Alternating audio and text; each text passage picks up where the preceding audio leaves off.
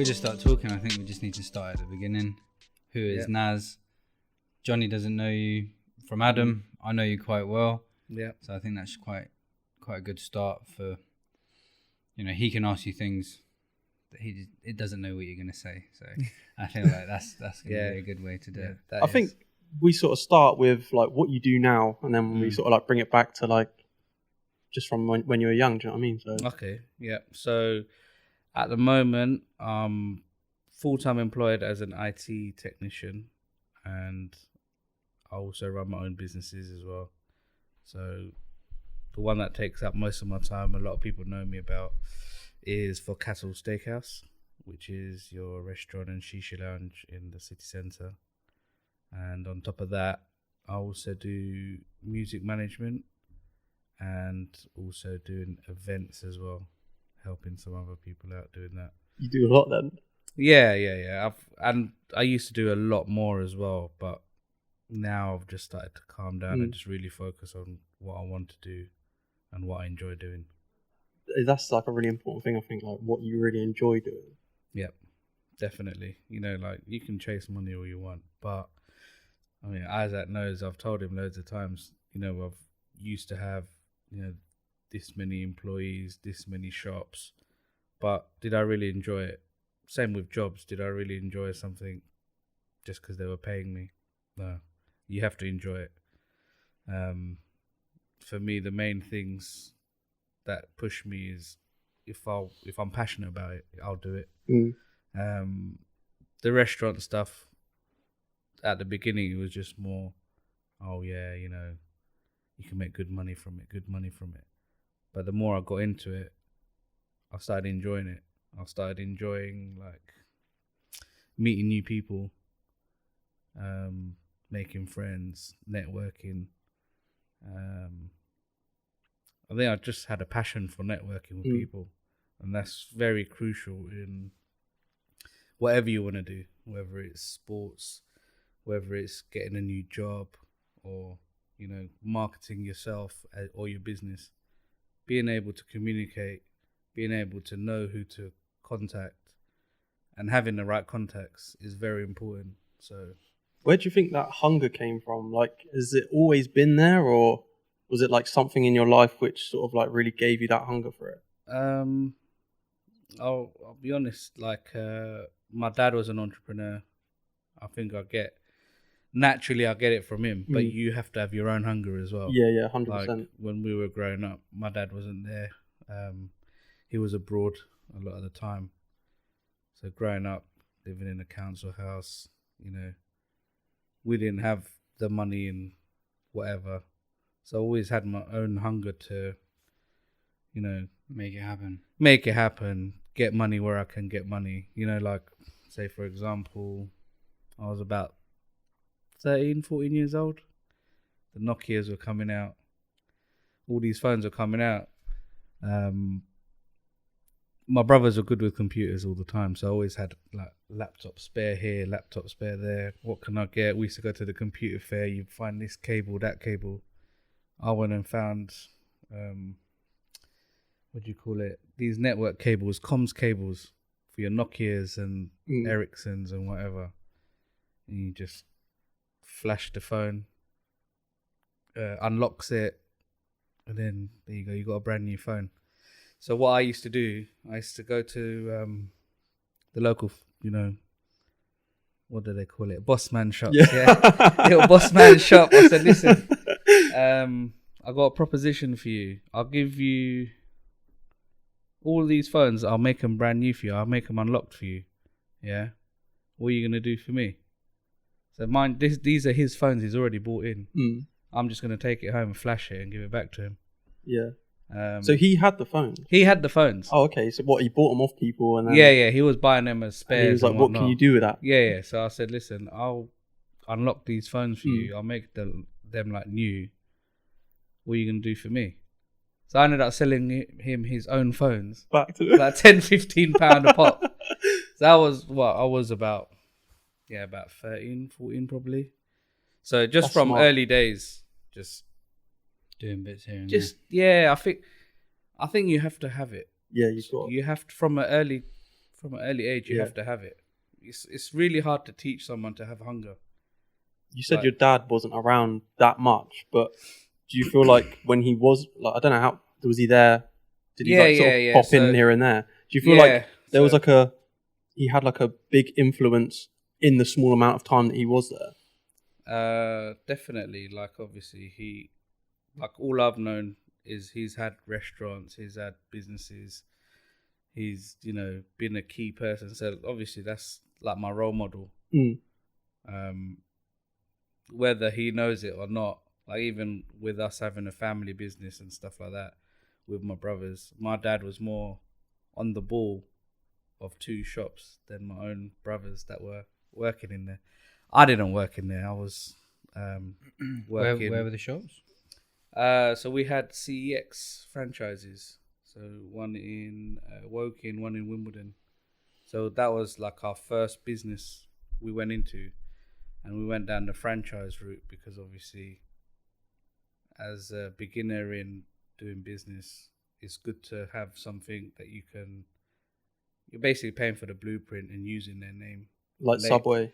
Yeah, and they hold your hand throughout all of it. But at the end of the day, they're out for themselves and you have to be out for yourself. You can sit there all you want and hold these people's hands, but with the other hands, they're taking your money. Do you know what I mean? So you have to be a bit witty with what you're doing, right? Because I'll be honest, everything I know now is how people are extracting your money from your pocket and putting it into theirs, one way or another. Yeah. Right? That is business. That's e-commerce. Yeah. That's economy, right?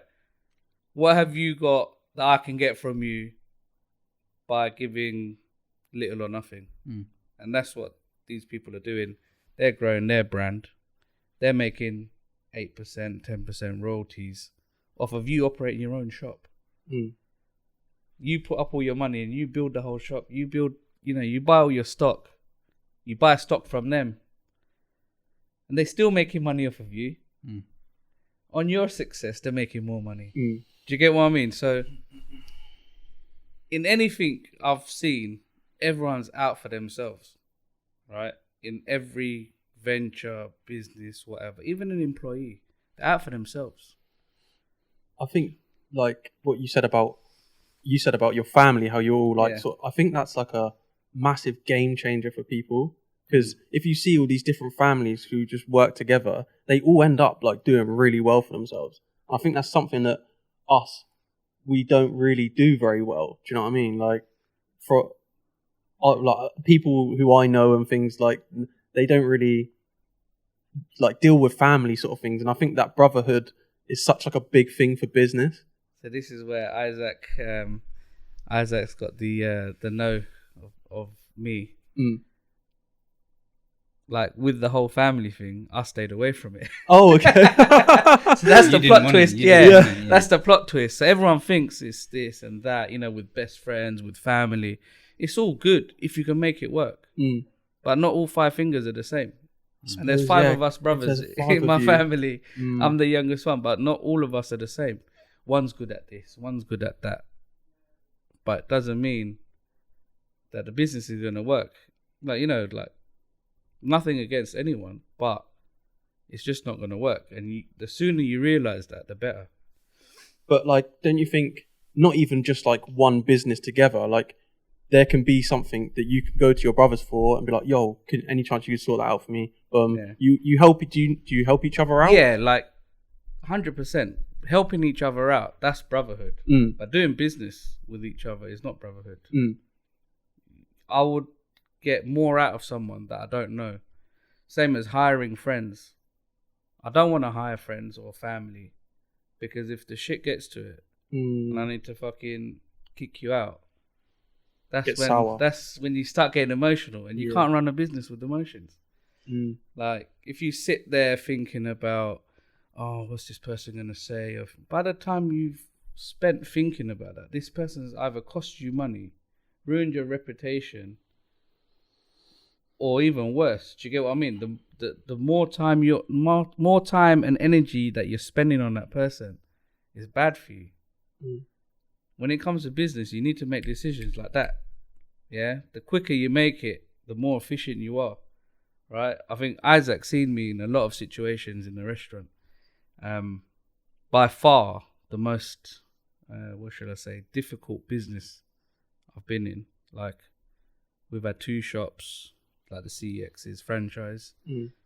I've had a... How old were you when you done the CEX? So I was 24.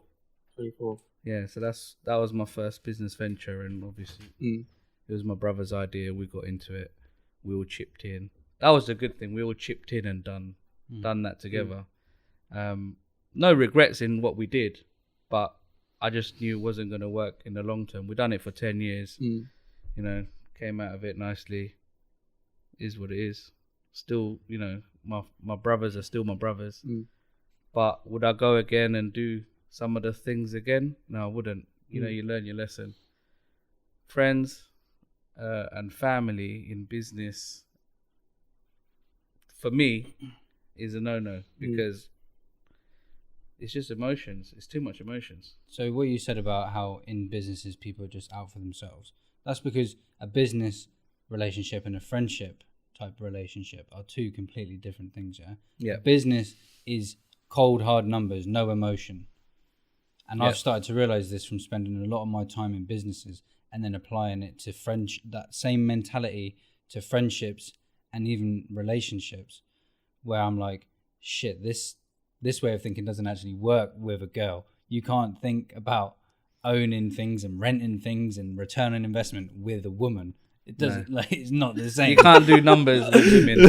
So I think what Johnny was getting at with doing stuff as a family. So say you chipped in with your brothers, having that trust with family and having that trust with other people allows you to combine your resources, you know, to do definitely. something together. If you can get on with your family and you can trust them 100%, and you know, like, you want to do that, then you can. But I'm just saying, in my honest opinion, I think when it comes to business, a lot of politics, family politics, a lot of emotions get involved. Whether you want them there or not, they will be there. Do you get what I mean? Yeah, that shit happens. I think, like, more to the point, what I meant is more like outside of business, that you have like 5 brothers there who maybe one, it's like almost like knowledge as well. Like, they've learnt certain things and they can pass them on to you. You will pass them around to each other. Oh, I made money this way. Boom. Yeah. Oh shit, I can make money that way. Like I think that helps a lot. And just like you maybe having like a pot or something that, or you could go to your brother and say, yo, any chance you can lend me this or whatever, or like. No, I think that's good, but you can also get that from friends as well. You can also get that from but I don't think the trust is there. Like a brother. Trust me, there's a lot of trust going around if you want it to be there.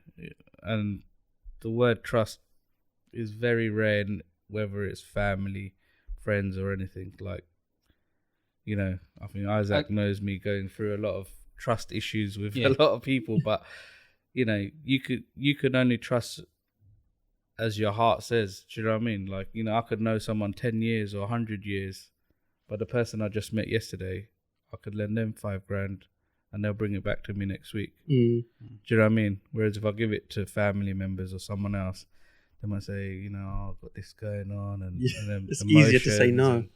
Yeah, you remember 10 years ago, I paid for your school fees, or I paid for your... You get what I mean? Now you start seeing why I say, like, if you make decisions based on emotions, it's a lot more difficult. Like, I can't do the same even in my restaurant. Like, you know, just get pissed off about something, or pissed off at staff, or pissed off at a customer. You can't do that. Business, you have to stay professional. I have to be a politician in what I do. Isaac's seen it a lot. Like, he's been there and seen things while I'm at work. That is a very weird thing that people don't experience or don't necessarily see from the outset about businesses. The politics, and you're a politician in there. I remember some of the, like, I've been physically beaten up because I didn't understand it. Because it's real. Like, when you're a new person in a place, or you're taking over a place and you're a manager, you know, you don't understand the way that they do things or the way that they're used to doing things. So if you come in and change it up, it's like going to a fish tank and getting your finger and fucking spinning around the water. They're not going to like it. Yeah. So that's just one example of what I came into a new existing business as a partner. But those problems still exist in different dynamics that end up being created through a business progressing. But I wanted to ask you about your experience with a business partner, because I know that at one point you had a business partner. Yeah, I mean, I've had quite a few business partners, but over the years, I've realised that I end up doing most of the work myself. I end up funding most of the stuff myself, and I end up doing all the rest of the work myself. So why would I split with someone else? So, it just depends. You got to cut them off. You got yeah, to say, like "See you later, literally, mate." like I've been there, building up my. This is technically my second restaurant, the one in Southampton. Yeah. First one was in Woking. Then I moved in Woking to another one. So Woking had two partners, a family friend and my brother. And then when we rebranded, we went to just me owning it. Then we moved the restaurant into the town centre. So I had to do all of that myself. Find the funding, rebrand the company, redo the menu, relaunch brand new website, everything from scratch basically. And then the one in Southampton, I had a partner. Everyone wants to come in, and when they see you doing good, no one wants to offer you money when you're struggling. The guy sounded good. He wanted to be in. Did you know him before? Yeah, I did. Anyway, so cut a long story short, 2 weeks before we opened, I said, "Where's the rest of the money?" He said, "Yeah, I'm going to bring it." I said, "No, I'm not doing that again. Like, I'm not doing what I did in my last venture." So I just said, "Look, if you don't bring it by today, then I'm not going to open the door." So that's what happened. Didn't open well, actually, he didn't reply to me, so I just left it at that. Took that as an answer that he's no longer part of it. So when I opened, let him know clearly he's not involved. Last thing I want to do is open a door and then someone's coming in and claiming, I'm a shareholder, I'm an owner. I didn't want that. So what did you do in terms of getting the extra money and getting rid of him? Yeah, so obviously I had to find ways of getting extra money. Don't forget, this is 3 months into the build, ready to open. So last resort, I had to take out. I took out a loan, which was some stupid percentage APR. But it's either put up 200 grand and then try to get 30-40 grand and finish it, even with that higher interest rate, or let it all go to waste. So I had to go with that. You're so far in, you can't. Yeah. So literally, I had to open up. Took all the highest risks, highest interest, whatever, to get what I had to do. Don't forget, this is coming off out of losing like 350 grand in Woking on that restaurant there. And that was, I always knew it wasn't my fault. They demolished the whole town. Even now, to this day, this is 3-4 years in.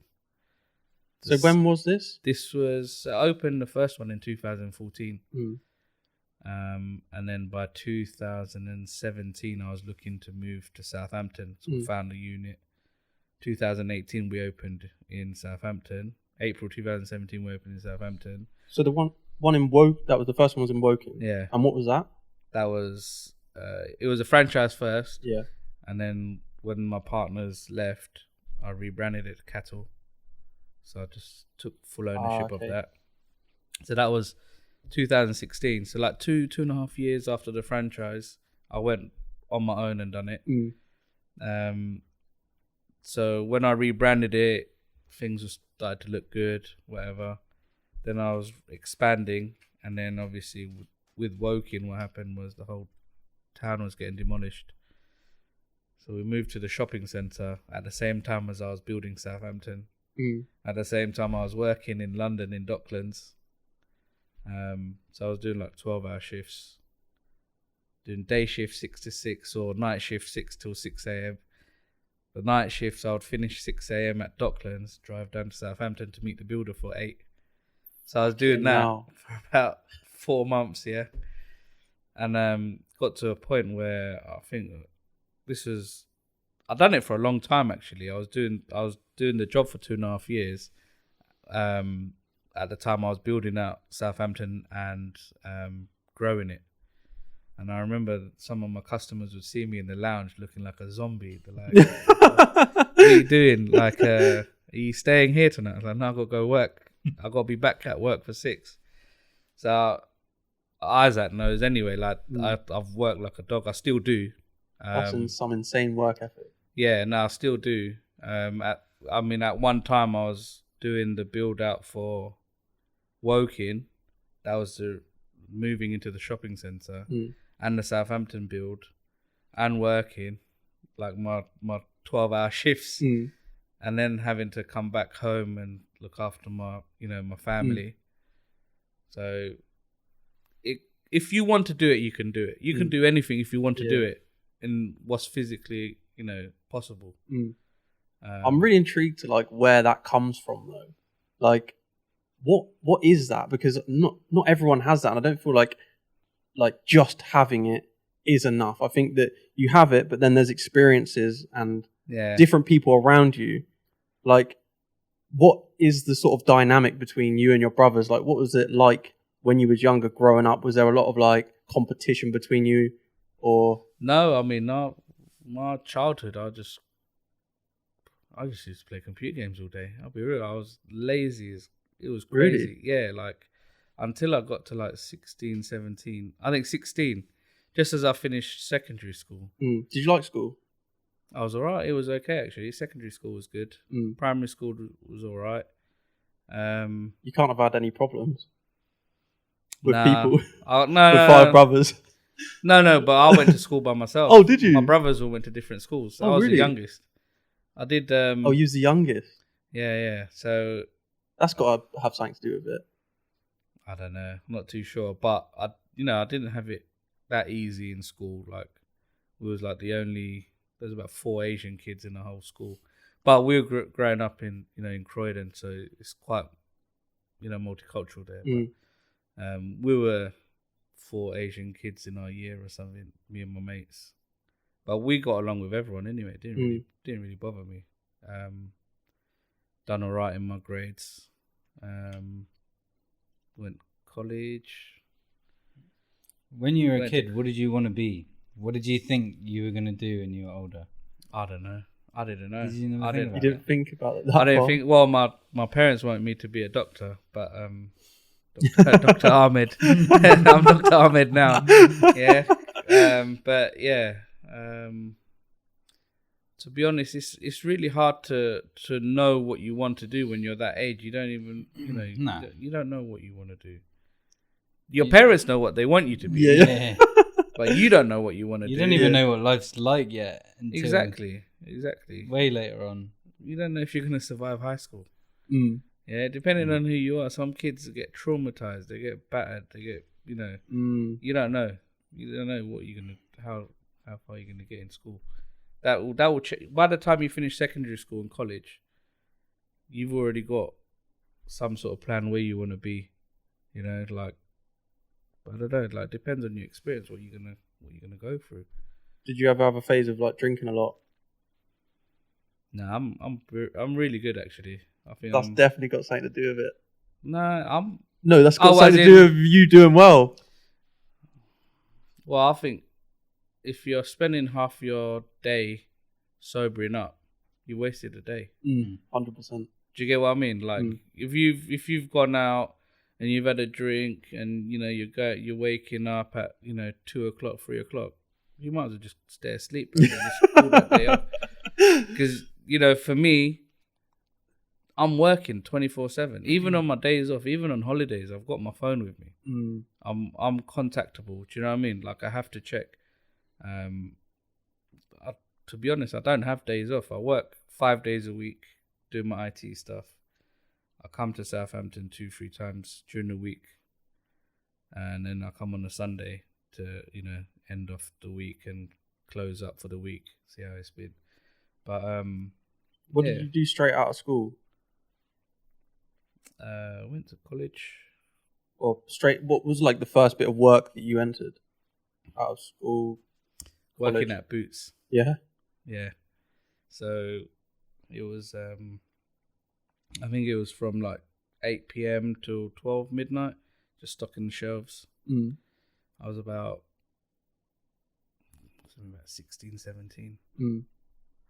First paycheck, I went and bought a car. Really? Yeah, I think I made like £400 or £500. I bought a Vauxhall Astra GT. Didn't have a license, didn't have insurance, didn't have anything. I just wanted a car. That's jokes. Bought a car. I didn't know how to drive. Made my mates drive it, and I think all 5 of them got arrested, one every day of the week, and till the point where I ran out of drivers, so I had to drive it myself. So yeah, that was my first car, but the whole gang drove it and got arrested with it. That was my first paycheck. That's jokes. That was my first paycheck. Yeah. What did you do with the car? Probably gave it to my brothers or something to drive around. We was always like. You never decided around. to get a license? I did. I got a license after I got pulled over. Oh, okay. I got pulled over for driving around, and the officer said, he goes, you know why you've been pulled over? I said, couldn't tell you, officer. I'm about fucking 17 years old, yeah. I don't even have bum fluff or nothing yet. Like, the guy goes to me, we've been following you for like good 10 minutes. And not once did you check your mirror. Thinking, he's fucking right. I didn't check the mirror. Okay, so tell me, did you take your dad's keys and just drive his car around? I said, it's my car. Like, I could have just chatted shit to them just to get away. I said, oh, I'm really sorry.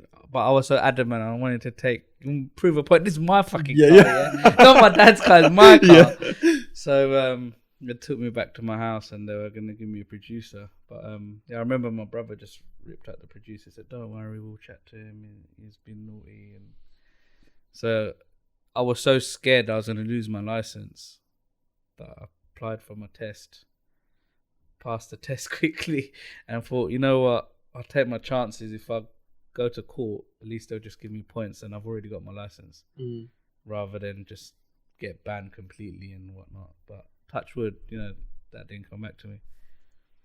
That's a lucky one. That was my second car, yeah. And I got a license by this time I got my second car. That was lucky. You could have got fucked on that. Yeah, no, definitely. Could have been banned before I even got my license. And so, when you got your second car, were you still in Boots? No. I can't remember what I was doing then.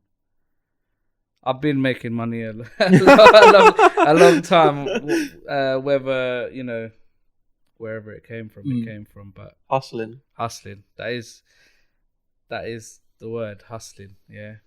You can get anything and everything if you want it, if you hustle for it, yeah. So, even down to selling DVDs, getting them online for cheap and then selling them at school, whatever it was, I've always been one phone call away from anything and everything. Yeah, so whatever I wanted to get rid of or someone wanted to sell, it's all commission based. I was just doing whatever I had to do just to make money. What do you think the maddest thing is that you were hustling? I've done a lot of crazy I've done a lot of crazy stuff. I don't think I'll leave it, I think.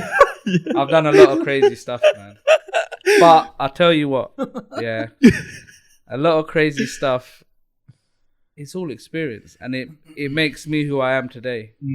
To be able to take a lot of the shit that people go through in everyday life.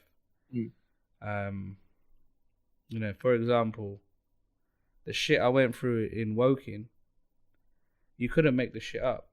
you know, spending that much money to build a business, and the council's just closed off your road.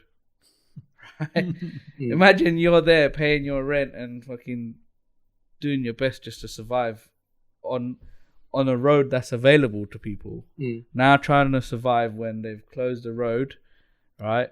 So they've gone from 2-way to 1-way, right? And then a couple of weeks later, they're like, okay, so it's buses and taxis only. Then they said buses only, so not even taxis. To the point where they fucking start digging up the fucking pavement, yeah? Tell me how I'm supposed to survive. I survived that. Yeah? To the point where the council felt sorry for me and moved me into the shopping centre where I said I don't want to be there because it's not my scene. I'm not going to be a steakhouse that's busy in the evening moving into a shopping centre that closes at 5 o'clock. Even though there was a theatre there, it didn't make any sense for me. And I told him I didn't want to be there. And they said, oh, just move here temporarily. We'll see how it goes. It's all bullshit. But anyway, I survived that to the point where when I was leaving Woking, the guy next door, he turned around and said to me, tell me something. I said, what's that? He was an estate agent. He goes, I've been here 14 years. I've never seen a person leave that place. Oh no, what was it? He said to me, everyone that's moved in there has been out of there within 12 months. How did you stay there for 5 years? I said, I don't know, it's just hard work, innit? But, you know, like, it wasn't hard work. It's because of I'm a hustler. I have to do what I have to do. Do you know what I mean? Like, do you think someone else that's got a business is going to go and do a full-time job? They're not. Because they're full of their own ego. Like, why the fuck should I go and work? I've got my own business. That's what Isaac said that you done, and I rate you so much for that. Yeah. I learned that from you. Yeah, so... Yeah. Because you do have that ego. When you're a young person and you're in a business, you think, well, I know a lot of people think this, and I definitely thought that if I go and get a job, it was because I've failed. And the thing that I learned about being an entrepreneur, however you want to call it, from you, is just the initiative. Not waiting, not reacting and waiting for the situation to be perfect for you. The situation's imperfect. I'm going to make it work. Whatever the fucking situation is, I'm going to show some initiative. I'm not going to react. I'm going to make it happen, whatever is going on. And not give a fuck about what other people think of you. And yeah, not care what other people think. And whatever happens, I'm coming out of this. Yeah, you know, like a lot of people say to me, oh, like, you know, how comes you're working? You got business and you're doing all right for yourself. That's what everyone just thinks, isn't it? It's just that mindset that you got a business. Everyone thinks you're rich. You know, like, yeah, you should be rich. But guess what? Living in this society where, you know, like what I've been through is trauma, mate. You ripped the whole town right from under me, yeah? So I've got no business, but I've had to survive that. On top of that, opening a business in Southampton, only to be open for about a year and then be closed for 2 years. And this year just to be picking things back up. I don't think I've had a good stretch. I'm still here. Do you get what I mean? Like, I've not had a good stretch. And it's the easiest thing I could do is give up. But, mate, I've got kids to feed. Yeah, I've got bills to pay. And I've got the energy to do it. So why would I love what I do, so I wouldn't stop anyway. Do you get what I mean? Like, people say, you know, you could sell up and do this and that. What am I going to do that I'm going to enjoy? Because if I don't enjoy it, I'm not going to do it. Yeah, you can put money into this business. Guess what? You can put 500 grand into this business. But it's just as big as gamble as me staying here. Because I spent 350 grand here. That went to shit. I didn't get any money back. I can do it all over again. But at least this one I know. Do you get what I mean? Like, okay, I've done 2 businesses. Well, I've had 4 businesses. 2 of them failed after 2 years. Because the time was just up on it. Yeah. One business just died straight away because I got beat up by the whole town. Yeah.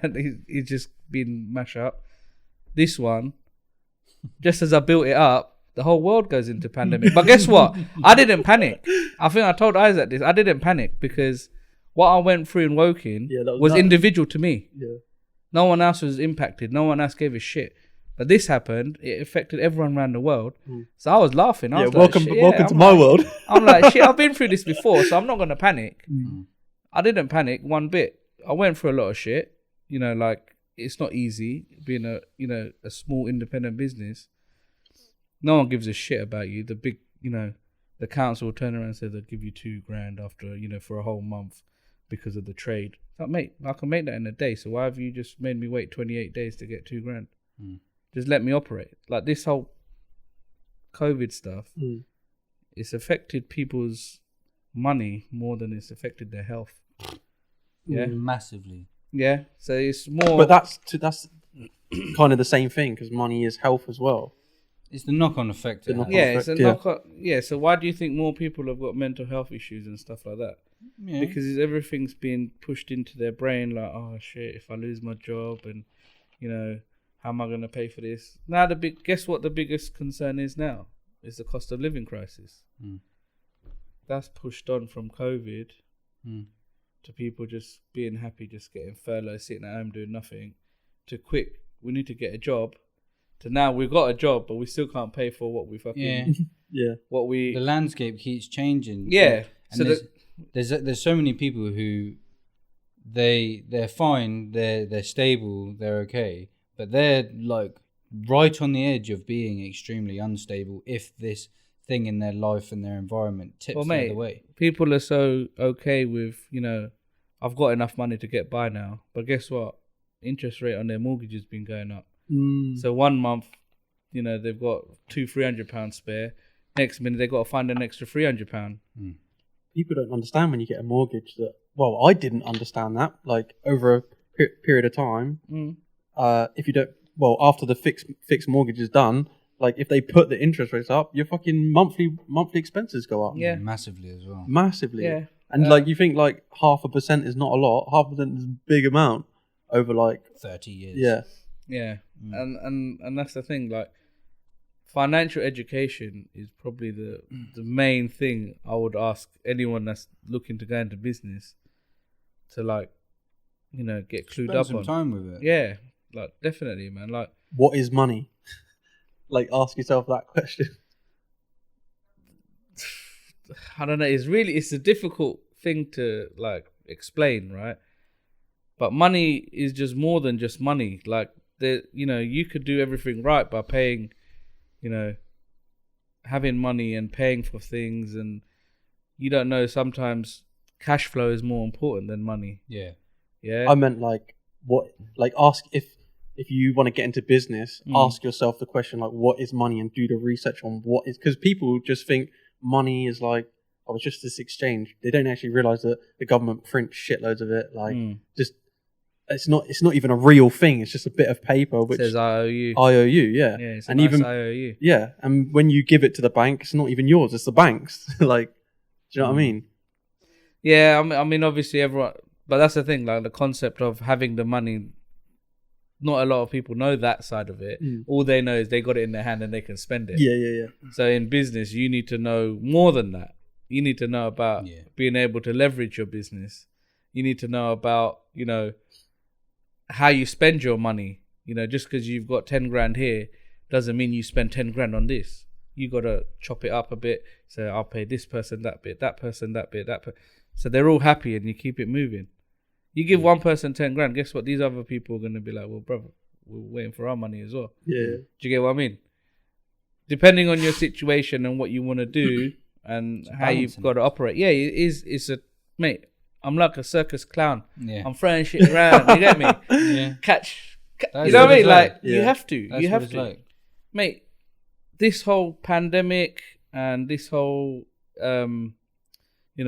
picking myself up from what happened in Woking, it's been a juggling act. The easiest thing for me to do was to give up. That takes little or no effort whatsoever. Yeah? Just take it on the chin, take the loss and move on, whatever. But I leveraged myself from Woking to Southampton. So it's like, here we go, it's round 2. Do you get what I mean? That was round 1. This is round 2, so I leverage from losing that to gaining this. And like I said, because I enjoy it, it's not work for me. I put in hours. I was sick yesterday. Yeah, I was sick in bed. I couldn't get out of bed yesterday. And what was I doing? I was just doing marketing. I was creating posters. I was doing marketing, reading reviews. That's it. Like my work stuff, I do that my Monday to Friday. The job I have is very technical. So we go around and we build out, comms rooms. We do data centers and stuff like that. So we manage the infrastructure on that. But when it hits, when it's home time, I leave that behind. I took on a job where I can leave it behind because I know when it's my time, this shit just rolls on until work starts again the next day at 9 a.m. Do you get what I mean? Yeah. That's a skill. Yeah, like, mate, he knows what I do. I'll finish work and I'll go and do the shopping and I'll get to the restaurant and I won't leave till the restaurant's shut. Then I'll drive 2 hours back home. Then I'll have about 4 hours sleep. Then I'll get up and go to my 9 o'clock job. 4 hours? I do that. Yeah, that's on a good day. 4 hours is on a good day. That's the thing. Yeah. There's not people like him. No, that's like not. People incredible. Don't do that. That's the thing. And what I like about the way he does it is that he just makes shit happen. Like if it okay, cool. If I need to drive 2 hours here, do this, that, and the other, fucking just make it happen. Yeah. There's no. You take full responsibility and you just get it done. Yeah, I could have been late to this even more, but I told him, I said, look, I got to watch my son play football today. I got to do the shopping, and I'll come to you. So let's push it to like 4:30. So I was getting to 4:20. I said, you know what? It's going to take them a long time to empty the car. I left the car there and got a cab here, just because I don't want to let him down. Getting ready. You have to take responsibility. You cannot be like a business owner, entrepreneur, and think, oh, just because you're a fucking CEO that you can go around doing whatever the fuck you want. You can't. Yeah, it works both. It works both ways. Someone's giving you their time. You got to show up. Do you get what I mean? Like what people think of you and how you behave. It's a big thing, man. If people think that you're an idiot, that's they're gonna treat you like an idiot. You're gonna treat you like one. Yeah. If he turns around now and says, "Oh fucking hell, I've rescheduled this for him," and he still didn't make it, after I told him I wanted to do the podcast, then he's gonna think, "What a dick." But that's the thing. Like, you gotta understand, your words have a meaning. You can go around and say whatever you want, but if there's got to be meaning behind it, man. Yeah, you got to back it up. The man in the pub, all they've got is their word. Yeah, we're saying, you've got these old men that they've got nothing, but they've got their word. Yeah, they got their word. You got to take, like that. Like, I think that even if you've got nothing, that you've literally got not a pot to piss in, but you've got your word. Yeah. People who say, yeah, he's got his word. Yeah. Stick to your word. I think he promised me that. Don't worry about him, mate. He's got his word. Exactly. Yeah, good to go. What was I going to say? I was just thinking, as you were saying about when work finishes, that you're clocked out. Like, that's how people that work for you think about it as well. So, like, understanding like these, the emotions of people and the way that other people perceive things, the way that someone works a shift at the restaurant, like, they don't really care about your business the way that you care about it. Yeah. Like, they are coming in to get paid. They don't give a fuck if they spill something or break a glass or slam a plate down or this and that. But that's totally correct. But at the same time, like, that's the whole reason why I'm at the restaurant and I see who's who and who's not. You're never going to get the perfect individual, but you want to get very close. Yeah. You can see people that care. Yeah. For me, if someone turns around and said they want to leave and they're, disgruntled employee, guess what? I'm not going to fight to keep you. If you don't want to be here, who am I to fight for you to be here, to piss the rest of the staff off, to give my customers a shit service, to piss me off, yeah?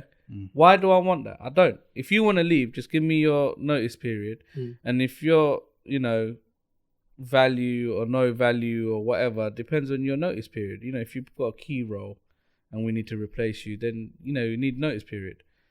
Like I said, I can be a little bitch about it and start fucking saying this about other people. But at the end of the day, I have to be professional because I'm running a business. I can't run it based on emotions. If I run my business based on emotions, I would have sacked everyone about 10 times. 10 times over. But guess what? It doesn't, you don't do things to shoot yourself in the foot because it's not playground where someone pisses you off, you can get into a fight. You can't. You need these people. Everyone's got a part to play in it. I've got a part to play in their life as well because without me, they're not get paid. Not in this job. Do you get what I mean? Everyone's got their part to play. Everyone needs to work together. And it's not always 100% all the time. But I try my best to create an environment where the staff are in harmony, getting along with each other. But that's a different skill. Thing. That's a completely different skill. Managing people and understanding the different people and seeing the way people act in different situations. Like, I'm always saying to him, "Oh, this person's this person's that," but like not in a really negative way. Like I'll be like, he's just describing it. He's just describing what he sees. I'll say what I'm seeing, and I'll say it because I understand the perspective that he looks at it from, and like there's probably no one else that goes in there that does that. There's probably no one else that does that. But I look at people in that way and say, that person reacted like this in this situation. Like I was listening to something.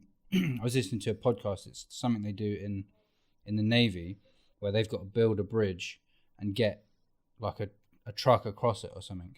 It's across a river, and the whole out of the way that they qualify people for it, whether they build the bridge and successfully do it is like not even part of the test. It's about how they react to a challenge and how they react in a stressful situation and how they operate with other people and how they lead the other people. And like, as much as getting the job done is important, how people react in certain situations, like someone shouting at them or someone, just isn't feeling well today, and how they react with your staff. Like, you need to see how those people actually operate under those difficult, stressful conditions. But, because it goes to show. And that's the character. When you start throwing those kind of challenges at people, out of a group of people, you automatically find a leader. You automatically find a person that's technical, got people skill person. Not one person can do everything. Like you'll have, everyone wants to be alpha male and this and that in every situation, but you'll find the right person. And these challenges come in place just to show who's a team player, who's not a team player, who's good at their job, who like in every job, man, you find people that are really good, really shit in the middle. And guess what? In business, you need all of them. You can't just run your business just with really good people all the time. Yeah, some people are good at some things, and then you have to have a mix. You have to have a mix of whatever it is. You have to have a mix, and then you put you give the person that's really dedicated a certain role. You give the person that's got that's not that interested in the job. You give them the shit jobs because they only want to just get the hours done and get out. So guess what? Give them those jobs. You got other people that just do in between. You've got a place for everyone. Yeah. And that is what it is. If you had your business full of people that are all, loyal, they'll get to a point where they'll just overthrow you and say, fucking, where's this loyal getting me? Do you get what I mean? They want to get to the next level. But it's hard. Like, managing people is the hardest job. And I think this is why I passed this on to the manager. Yeah. Because I said, at the end of the day, I don't want to speak to all the staff members. I need you to do that. Whatever else you need from me, I'll do it. I've got a lot on my plate that I need to do than to be talking to every single staff member. Because don't forget, in the hierarchy of things, I'm still the CEO of my business. So I can't have 100 people coming up to me with questions. I need to focus on where the business is going, how I need to react to this, how I need to react to that. We've got price changes coming, we've got menu changes coming, we've got offers coming. A lot of this stuff. Do you know what I mean? And if I start getting distracted with, you know, this employee wants this employee wants, it's great. Everyone can want what you want. But I need to do my job or else nothing's going to happen. You know, like I need to get that stuff out of the way. I need to focus on what I need to do. And then the manager will come up to me and say, this person said this person said that. Then we'll talk about it, because it can't just be my decision, because I might just unemotionally just say something and then it'll upset them. And so I'll discuss it with the manager. Then he'll say, I think it's a bit harsh. So that's the other thing as well, is it just in your case, your manager is a good people person. He's good at talking to people. And that was what I felt with my business partner in a food business, is that I would just be like, you are shit at your job. You need to get the fuck out of here after this shift. And that other guy would be like, no, you can't say that. He's like, yeah, but they're so good at cutting the onions and they're so good at wrapping the burritos. And I'm like, yeah, but he's a fucking, do you know what I mean? He's scratching the place up. He's making a mess, blah, blah, blah. And he's like, yeah, but you're just focusing on his negatives. You need to look at his positives. He's like, you don't find someone who's good at these separate things. And then I started to look at him and I'd be like, okay, He's a good onion. what is actually important about what that person does for you? Like, yeah, he fucking makes a mess over here. Yeah, he does this, but he gets the orders out. When there's 10 orders there, he doesn't get stressed. When there's all this happening, he makes it happen. So it's like, I'm there getting focused on this point that isn't actually important. I think, like, You're obviously, picking the negatives. Obviously, I've learnt a lot about that, and that was much more at the beginning of doing that role. But, you know, when you start to look at from a higher level, you look at, you say, I don't give a fuck if the place is a mess. We made £1,500 tonight. Like, someone is going to come and clean it and they sort it out. Obviously, I've never been in charge of any business or anything, but the way I look at it is like, everything sort of bleeds from the top. If everyone's kind of unhappy, I like to think of, like, say, all right, let's just say the police force, whatever. If the people at the top are racist, that will bleed down, and then that allows racism through the whole place. You know what I mean? So if someone's at the top or a manager, he comes in, he's bubbly, he's happy, he's like, come on guys, like, he's energetic. That bleeds through. Do you know what I mean? So it filters out those people who aren't on the same page.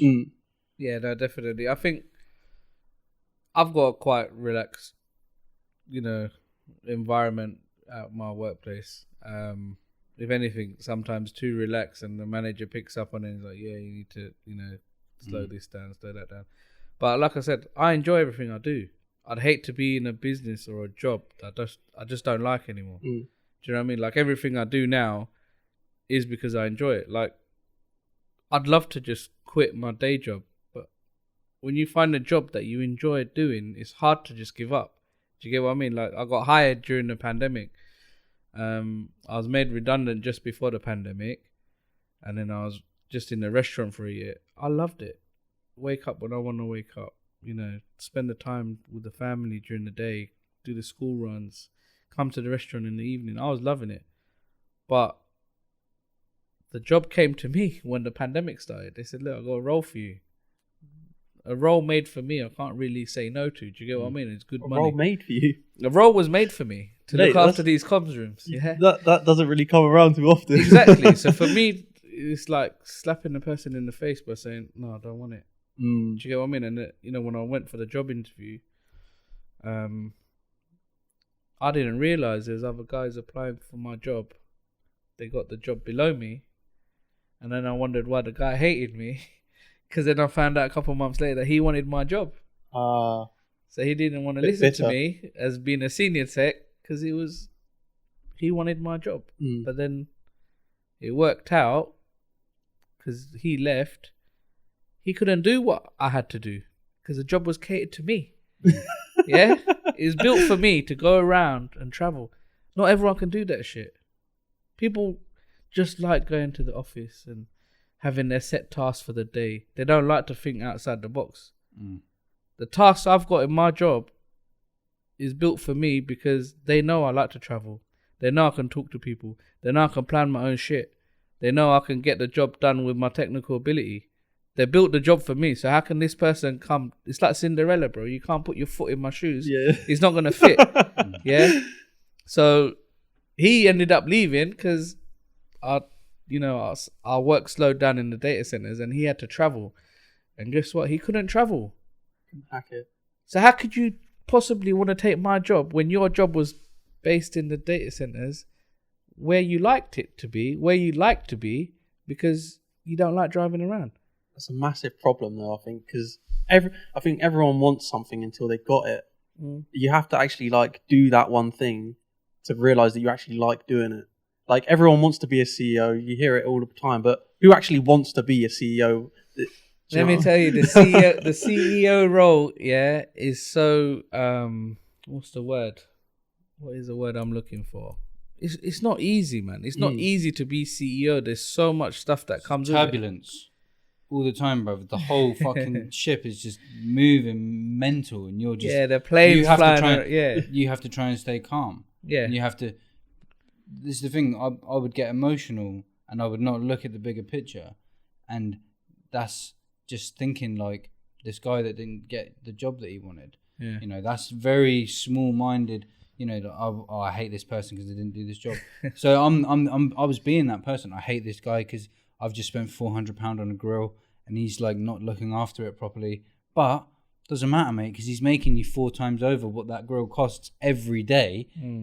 I don't give a fuck if it's dirty. As long as it's clean enough that it's acceptable, then go on, do what you want with it, mate. Yeah. It's thinking of a bigger picture. No, I think everyone wants to be CEO, but not everyone's got what it takes to be a CEO. Yeah. The people that want to be CEO are the same people that can't fucking get a day job. They can't get a day job. They can't fucking wake up to get to work on time. They can't do a full week's worth of work without getting in some sort of trouble. But they want to run their own fucking business. Guess what? If you run your own business, it's going to go down to the ground. Same as your fucking career. Clip that. It's true. Yeah. It's true. 100%. Yeah. 100%. So when you can't hold down a job and there's a lot of discipline in place, you got to respect your manager, respect this person.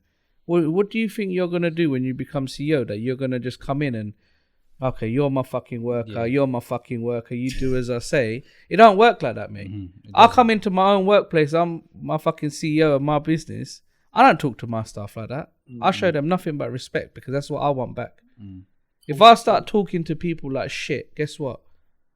I'll be a CEO of just myself, bruv, because I won't have a fucking team. Yeah? You can't hold a job down. You can't listen to instructions. You can't time manage. You got no fucking skills to fucking make money with. What are you going to be CEO of? Tell me. I'm having to be a CEO on top of being a fucking technician. Yeah. On top of being a family man. On top of being a dad. On top of being fucking a consultant for other bits and pieces that I do. On top of, managing music artists. On top of helping people do art. If I couldn't do my job, I wouldn't be able to do any of this stuff. Because it's the discipline I built up over the years and years that I've been doing it. Do you think that we talk about this discipline quite a lot? Do you think you always had that, or was it like a slow, steady process? Did you build it? I think I gained it when I was working for BlackBerry. I had some really good people that. Well, to be honest, before I started BlackBerry, I was always talented in what I wanted to do. I changed my career path from sales to IT. Now I've just stuck to IT. Did you do the same job at BlackBerry? Comms? Yeah, I was a data center technician, analyst, electrical analyst.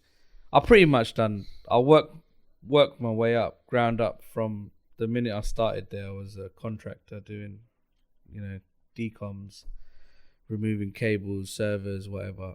I didn't know what the shit I was doing. I just kept my mouth shut. Just learned the job. Same as the job before. When I went into IT, kept my mouth shut. Googled it all. Done a telephone interview. Started the Monday interview on Thursday. Failed an interview on Wednesday. Got another interview, telephone interview on a Thursday. They said they loved what they heard about me. And I started on Monday. Got that job. 3 months in, 4 people started on the same day as me. So I was the 4th person. They all had experience apparently. But within 3 months in, we all went permanent. Within another 3 months, I became their supervisor. So these guys all started the same time as me. Said they had all the experience and whatnot. I just kept my mouth shut. I didn't say anything. Within 6 months, I was leading them. Within another year, I was like the team lead, unofficial. Yeah. Then they'll start throwing all the new problems to me. Learn this, please. You're the escalation point in incidents. If the director needs anything, it's going to come to you. So I'm like, what the fuck is this, man? Like, you're promising me all this stuff. They promised me a pay rise. They didn't give it. I went for another position. Like, natural progression, yeah? I'm doing fucking wicked. Natural progression. Yeah, you're not ready for it. So it comes to appraisal. You're closing 1,000 tickets a week between 4 of us. You look at the report for 6 months. I was closing 500 in my team. Yeah. So the rest of them are closing 150. So I'm closing 500. Yeah. On top of all the extras that I was taking on. And they said you're not ready. And they said I weren't ready. So I said, okay, cool. I'm going to go for another job. Went for another job. They offered me the job. Came back the following week. And I said to the manager, how do I resign? he goes, 10 o'clock meeting room. Okay, all right, cool. Come on, we'll go there. Went in, sat down. There was a team lead and the manager. So, Nazim, I hear you want to leave? I said, yeah, I've got another job. Oh, what is it? What kind of job is it? I said, oh, I've got a contracting role, like 6 months. So you're going to leave your full-time job for a contracting role? I said, yeah, I'll take my chances. He goes, what if we gave you that job you applied for last week? I said, well, I wasn't good enough for it last week, so I don't know what's changed. He goes, okay. Well, really sad to hear that you're leaving. So yeah, it didn't work out. You know, thank you very much. And that was it, left. I never looked back, mate. What I learned is hard work, mate. Just hard work. And not everywhere you do hard work, it gets recognized. It's your value, right? You're valued at the right places. But I think they knew what they were doing. Because if someone's really good at something, why do you really want them to move on? You're making my life easier. If you're really good at one thing, why do I want you to go and then have money to train someone else up? And But you're sick at what you do. Do you get what I mean? It's a 50-50 game they play. Some people will stay, some people will go. So they tried their best with me just to keep me there. I was their fucking team lead. Unofficial team lead. I done more work than the actual team lead. Yeah. But what I'm saying is, wherever I went, I showed my worth. I showed my value. I worked hard. I kept my mouth shut. The guy turned around in the second week. He said, I don't know if you're talking shit or not, but you're doing a great job. I said, cheers, man. Yeah. So that was the second week in. Within 6 months, I was permanent. Yeah. Within a few more months, I was leading the whole team. And the numbers speak for itself. It's not me talking about it. The numbers were speaking for itself. So you tell me who was working hard and who wasn't. Yeah. Hard work gets you where you want to get to. Yeah. The harder you work, the luckier you get. That is it. I got lucky because I fucking constantly work hard. There's some situations I thought, how am I going to fucking get out of this? Yeah. Luck did come into it. But it's because I constantly work hard. You know, like, it's like striking a match. It's not going to light unless you strike it. So the more you strike it, it's going to light sooner or later. It's like that. So I'm constantly trying. Whatever it is. But that's what I believe in. That's what I believe. You have to work hard. You cannot, mate, you can't get anywhere with just your skill alone. You have to work hard at it. Working hard's probably the biggest thing. Trust me, you can have an idea about everything. but you have to execute it. Everyone wants to be a millionaire. Everyone fucking sees the podcasts and the fucking blueprint of how to do it. Why aren't they all millionaires? Because it takes fucking hard work. You have to execute it. Everything you want to know about any business is available on the internet. You can do it. But people can't execute. People have not got the discipline. People don't want to work hard. You're opening my mind up a lot. I'm telling you. Yeah. You're telling me that there's people out there that can make millions and millions of pounds with the same knowledge you've got. What's the difference? Because they're fucking disciplined and they work hard. That's one thing that I've been really trying to get is the discipline. Because from my whole life, I've never been shown like real discipline. So I've been trying to get that in my life through certain things, and it sort of comes in stages. I get the discipline and it goes away, and then I pull it back again. So like when I asked you the question of like, did you always have that, or did it get better over time? Like, how old are you now? Sorry, 38. 38. Like, would your 38 self shit over you like your 25-year-old self? Oh, yeah, definitely. Okay, mate. If I knew what I know now when I was 24, when I was first getting started, it'd be a completely different ballgame. But it's not. I can't change the time. I can't go back. I'm grateful to still be here after the shit I've been through, because business is not easy. People think business is easy. Business is easy. Oh, I'm going to do this. It's not easy, bro. It's not easy one bit. 100%. Yeah. Within the first year, probably about 80% of businesses will fail, especially if you've got a physical location. You know? Yeah, you know that? Yeah. Yeah. So most businesses will fail. I done an online business. My online business failed. I was trying to sell perfumes, remember? I was trying to sell perfumes, vapes and whatever. I sold it all in my own fucking restaurant to people I know. Because the online business is very difficult unless you've got a massive, budget for marketing. And by that time, you're going to be outsold by other people who are buying bulk for cheaper. There's so much involved into it, yeah. I'm telling you, the big oversaturated market. It's oversaturated. It's oversaturated. But like I said, business is hard. It's not for the faint-hearted. If you're going to do it, you need to be passionate about what you're doing, because giving up is the easiest thing. So you said at the beginning of the Southampton shop, you had a business partner. He didn't produce the money he needed to, so you got rid of him. You said, I'm not doing that again. I'm not going through that shit again. And then that alongside you saying that you would shit over your 25-year-old self, like that you're like way more progressed. Do you think that those things need to happen? Those difficult situations need to pop up for you to understand them and say, that's not happening to me again. Yeah, that's what I'm saying. That literally, these bumps in the road are my learning. Like when I said, I've lost 350 grand in Woking, it wasn't a loss. It was a lesson learned, because why did I do it again? And why did I do it right this time? And why did I do it for less? Why did I build something that took me 6 months over here? Did I build it in 3 months for less? Do you get what I mean? So everything I learned here, I used here. Everything I learned over here when I rebranded to Cattle and started showing my face as me being the owner of the business, I've done the same here, because it makes a positive impact. People like to know, who they're, who owns that business and how are they and whatever. I network a lot.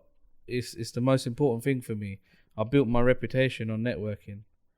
A lot of the people, they'll know me, they'll say, yeah, Naz from Cattle. That's it. Like, everyone just knows in Southampton and surrounding areas, they'll know me by that. Yeah, because I don't live in Southampton. I'm from London. But they'll know my business, and they'll know me. They'll know people that I'm associated with, because we're putting ourselves out there a lot. That's got to be a massive thing with business, is the network. And that's what I've realised with this kind of thing. Is like, you've got to be good with like getting yourself out there. And I think that what I've noticed about me and Isaac is Isaac's a lot better than that than I am at the minute. Because I don't know. Well, you've just had that, haven't you? Brother, I've needed to do that to make money. Yeah, yeah, You've had a job. yeah. Why do you need to network? Yeah, You're trying true. to fucking get to know for what? Yeah, yeah. For him, when he, is poaching, whatever he's doing, whether it's websites or whatever it is, he's had to do that. you to have get money. you have to, yeah. Like you have to get out to your clients. Mm. Some people, I'll add them on social media. They're probably gonna think, oh, why is this guy fucking adding me? No, it's not for that. Yeah, I'm just letting you know we're here. Do you know what I mean? Business. I'm letting you know we're here. Yeah. It's not like, hit me up or whatever. It's not that. You have to let people know you're there. Because guess what? You can be there, but no one's gonna fucking pay any attention. You have to constantly wave at people. Hello, Yeah. I'm still here. And guess what? They might walk past you 7 days a fucking week and not know you exist. But the one day you wave at them and you catch them and they're around them, like, fuck, you know what? I'll fancy a steak. Yeah. Do you get what I mean? Yeah, I've yeah. had people go past the Woking restaurant and say, I didn't even know this fucking place existed. I walked to the train station past your shop every fucking day. I didn't know you existed until we put chairs outside. What?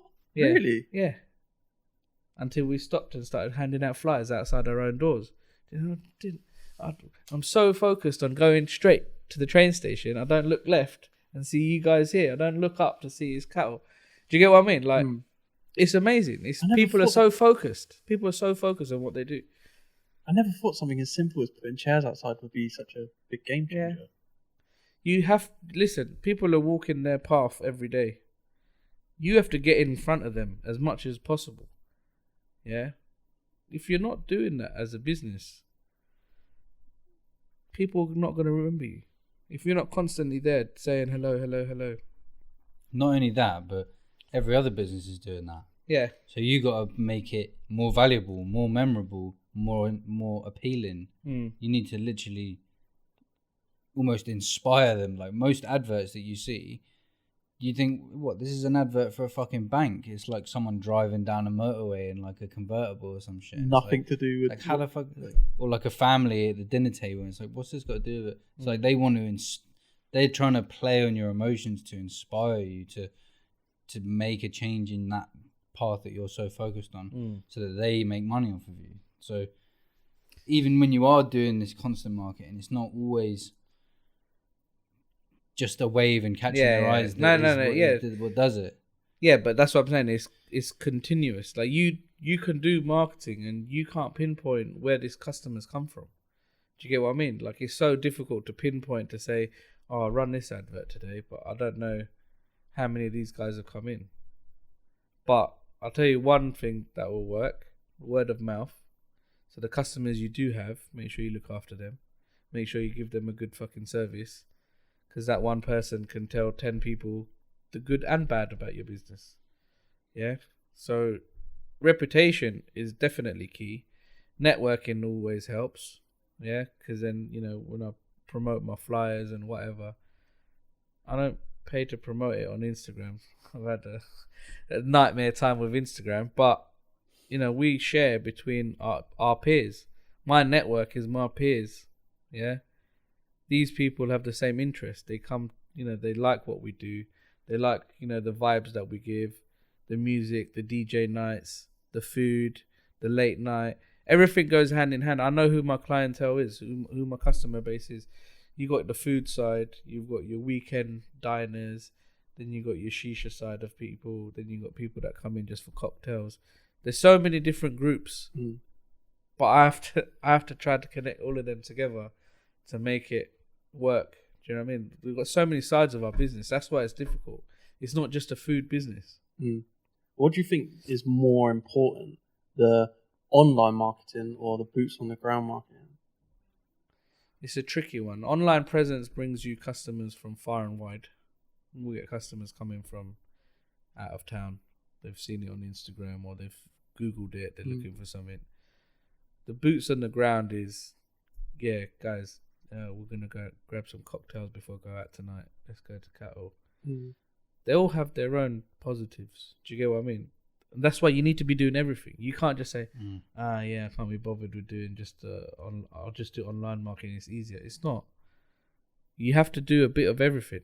I remember the first time we done it in Woking, we had to do flyers in town and, oh yeah, this is a drag. I don't want to do this. it's going to be your turn next week. I was like, shit, if you're going to think of it like that, it's going to be a drag. Do you get what I mean? I just do that shit in my sleep now.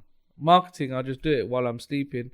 I'll get up and I'll do some stuff on my phone and get posters ready, or start sending out fucking flyers to people, or posting it on, whatever it is.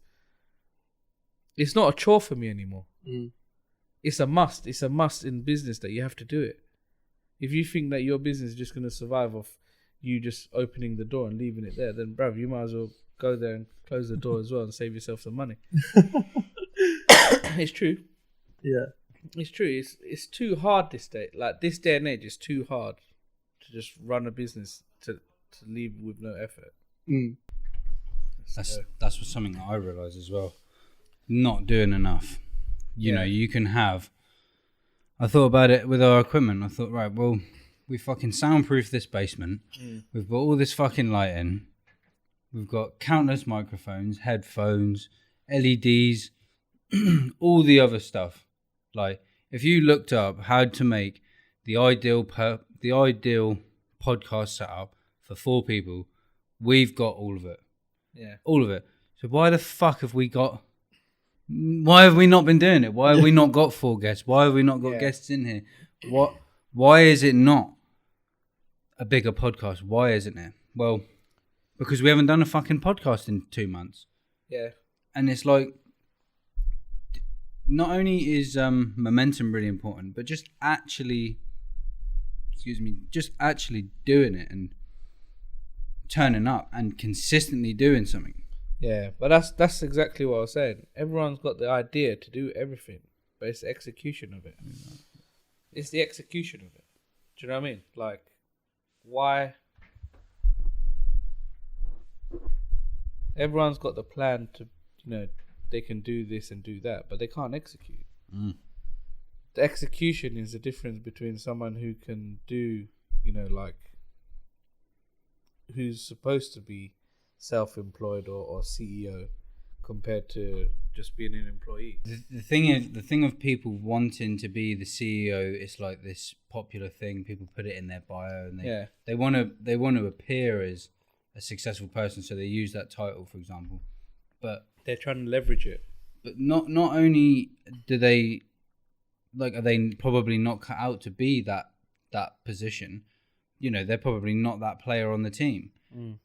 But people massively underestimate the amount of work and the level of consistency and the level of dedication and actual discipline to a specific goal that is required to actually do it. I think a lot of people get stumped by that fact, though. How so? Because it's like you're looking at, because most people are looking from the bottom of Mount Everest, and you're looking up and you're like, fucking hell, and they just stay there. That's what I think stumps people a lot. Yeah. But ask Isaac how many people I tell that I own the restaurant when I'm there. None. None. I don't care about the title. It's not. I just want to make sure my customers are getting a good service, and then at the end of the day, everyone's able to get paid. I've got how many people working for me, their livelihoods to pay for. Yeah. I'm not here to gloat about, I'm a fucking CEO and this and that, because I'm a CEO in my own business. I'm a fucking probably one of the lowest fucking people in my day job. Yeah. But I don't give a shit. I'm getting paid here, and I'm coming here, and I'm getting paid, and my staff are getting paid. Yeah. There's, some people just want the title of it, but there's no one doing the work behind it. Yeah. I don't tell anyone unless it gets to a point where, like, what are you doing here? How come you're here all the time? Or then I'll tell them, because I'm not gonna lie. But I don't go around saying, "Oh, hi, I'm the owner of this place and this and that," and use it to my advantage. No, I don't. I do that in emails when I need to get through to, if I'm doing something with a business or, doing like marketing or something like that. There's time and place, but then my email will say who I am. Do you get what I mean? It already has my signature on there to what I do. But in person, I'll go dressed like this. I don't go in a suit. I'll go in tracksuit bottoms. I'll go in shorts. I don't care. As long as I can see that my customers are there, I can see that they're, the service they're getting is there. That's it. It's not an ego thing for me to turn around and tell people. I know what I've got, I know what I've done, and I know how hard I work for it. That's the thing. You don't need to pretend. Yeah, I don't. You don't need to pretend you're the CEO. You actually are. You actually are that character. So you don't need to get other people to think that you are to feel good. You feel good because I know what I do. I know what I do. I know what I do. I fucking work hard for what I do. I don't need to go around bloating about it. That's it. And that's why I keep saying to people that, I like motivating people. I like people that I can see it in them, who's got energy, who's not. I see it on, people posting this on their story, people posting that on their story. Whether you're a football player, whether you're a fucking artist, or whether you're, whatever you're doing, just be good at it. If I see it and I genuinely think it's good, I'm going to tell you, keep it up, keep doing it. Because, bro, there's nothing more than supporting these people when they're young, pushing them in that right direction. You could be really good at something, and I'm going to turn and say, oh, you're shit, bro, what are you talking about? That's just fucked you right off your whole course, what you wanted to do. This world is just so negative, There's not enough people out there clapping for you in whatever you do. So why would you go and make that person's life more difficult by either not supporting them or fucking saying their shit at something? Do you get what I mean? That's something that I've just been doing all the time with everyone. Everyone who says, "Oh, I want to do this," fucking do it. What are you waiting for? You could be amazing at that. Like, I can see you doing that. Yeah, it's like such a massive thing, and I think the only people who don't say that are very insecure about their own situation. Yeah. So, and I mean, some people would say that, and it would give them more. I don't know. It depends what sort of person you are, but I think the majority of people would need that bit of like support of like, go on, you can fucking do it. I believe in you. Yeah. And then they start getting that belief in themselves, and then it's a roll-on effect because they'll do that with someone else. Yeah, true story today. Came back from my son's football match. It's his second team that he's in now. His second game that he's played for the team, and he scored his first goal, last minute goal, the winning goal for the team. The reason why I'm so proud of that moment is because last week when we was in training, he doesn't know the kids. The kids don't know him. They're pushing in front of him. They're not passing him the ball. In training, they're supposed to pass the ball up to the person in the front. Yeah. And then he's at the front, and then because he hasn't got a ball, other kids are pushing in front of him. Like, it hurts me to see that from someone that can really. I take a lot of shit from everything and everyone, and I'm like, that's it. I'm not with emotions, I can control it, but when it comes to my kids, it's a bit different. Yeah.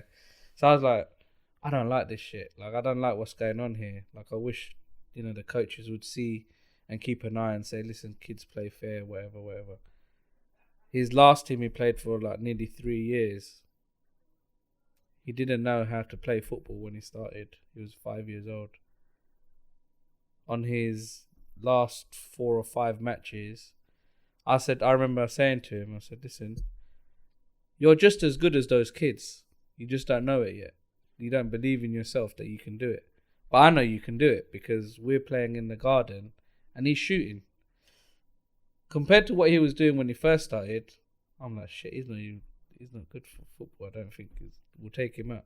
But we didn't. We just kept at it and kept training him. He was passionate about it. All he wanted to do was play football. So this is what I'm saying about passion. If you have a passion for it, you'll do anything you want. It just takes the hard work. Yeah, exactly. It takes the hard work. You have to do the hard work with passion. You can't do hard work and no passion and expect end results. You have to have all of it. Yeah. So when it came to his last season, I said to him, today you're going to score. Yeah. There's no one else that's better than you in that team because I can see what you're capable of doing, even though that they can't see it. So guess what? He went that day and he scored a goal, right? I was crying because I was like, shit. Like, making me feel a little bit emotional now. Yeah. So, like... No, but that was his first goal, yeah? Yeah. Everyone's like, oh shit. Like, it wasn't just a goal. It's a fucking top quality goal, yeah? Like, I was well impressed. Yeah, I was like, shit. I said, see, I told you can do it, and I knew you was gonna do it today. Yeah. So it's the belief in himself that made him do that. Because before that, he's just too shy. The next game, he scored 2 more goals. Yeah. The next game, he scored another goal, like from a corner. Like these goals are coming in like FIFA, bro. Yeah. These goals are not like little tap-ins here and there. Yeah. These goals are proper goals. Yeah. To a point where they started having to take him off the pitch because their top players needed to look good because it was coming end of season. Yeah, I don't want to get too political. I don't know who's watching here, but this is what I believe. Yeah. So now he's moved into another team, and like they've done some trial sessions and whatever, but no one's seen what he can do, and because they've not seen what he can do.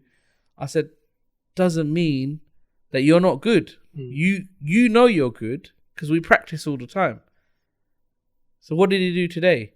We said, I made him have a shower first thing before he went to his match. I said, I'm not having you playing computer game in the morning.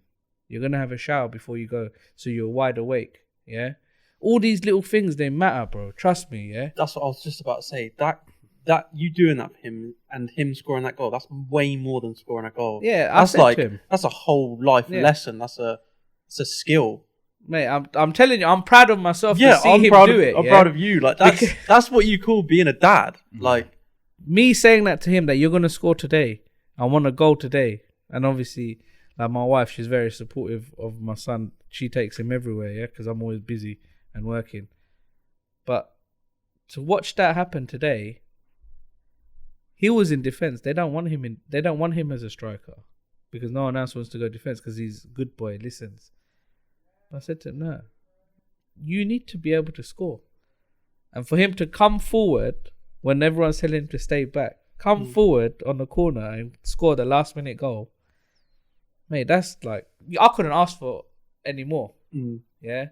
What he's done in that last team, what he's done in this new team, now they will know his name. Now they'll pass the ball to him because they know he can shoot.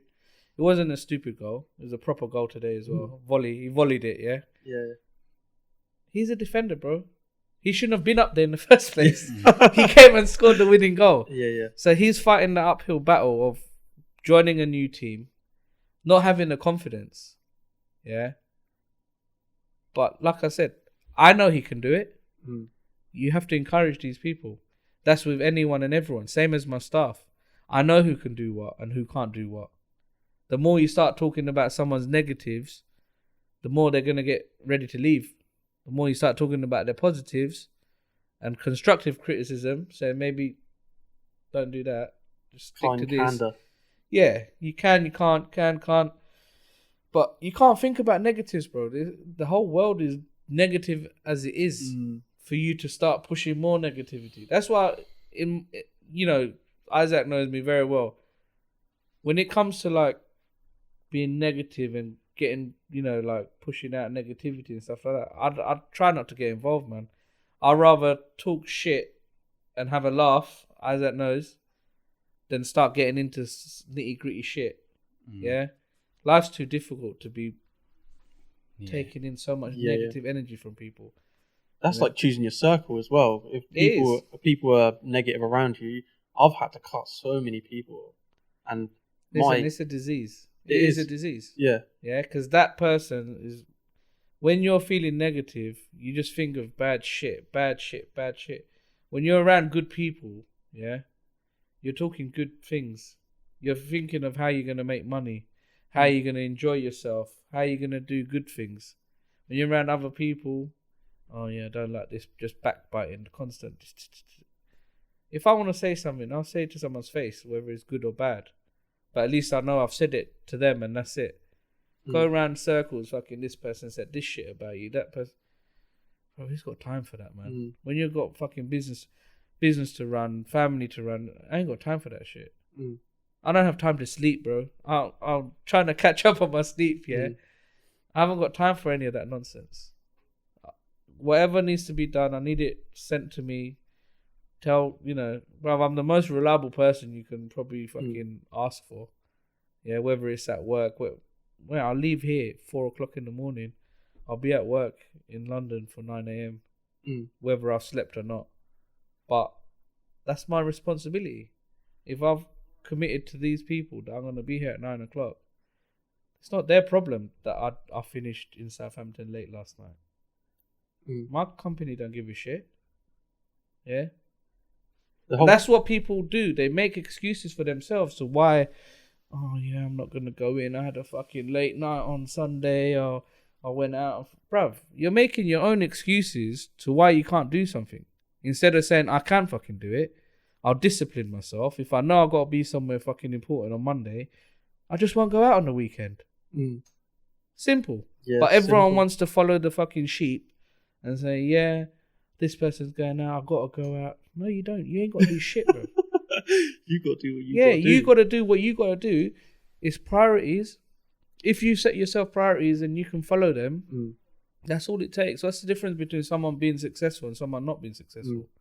But also, you're reacting to someone else's fucking needs and not caring for yourself.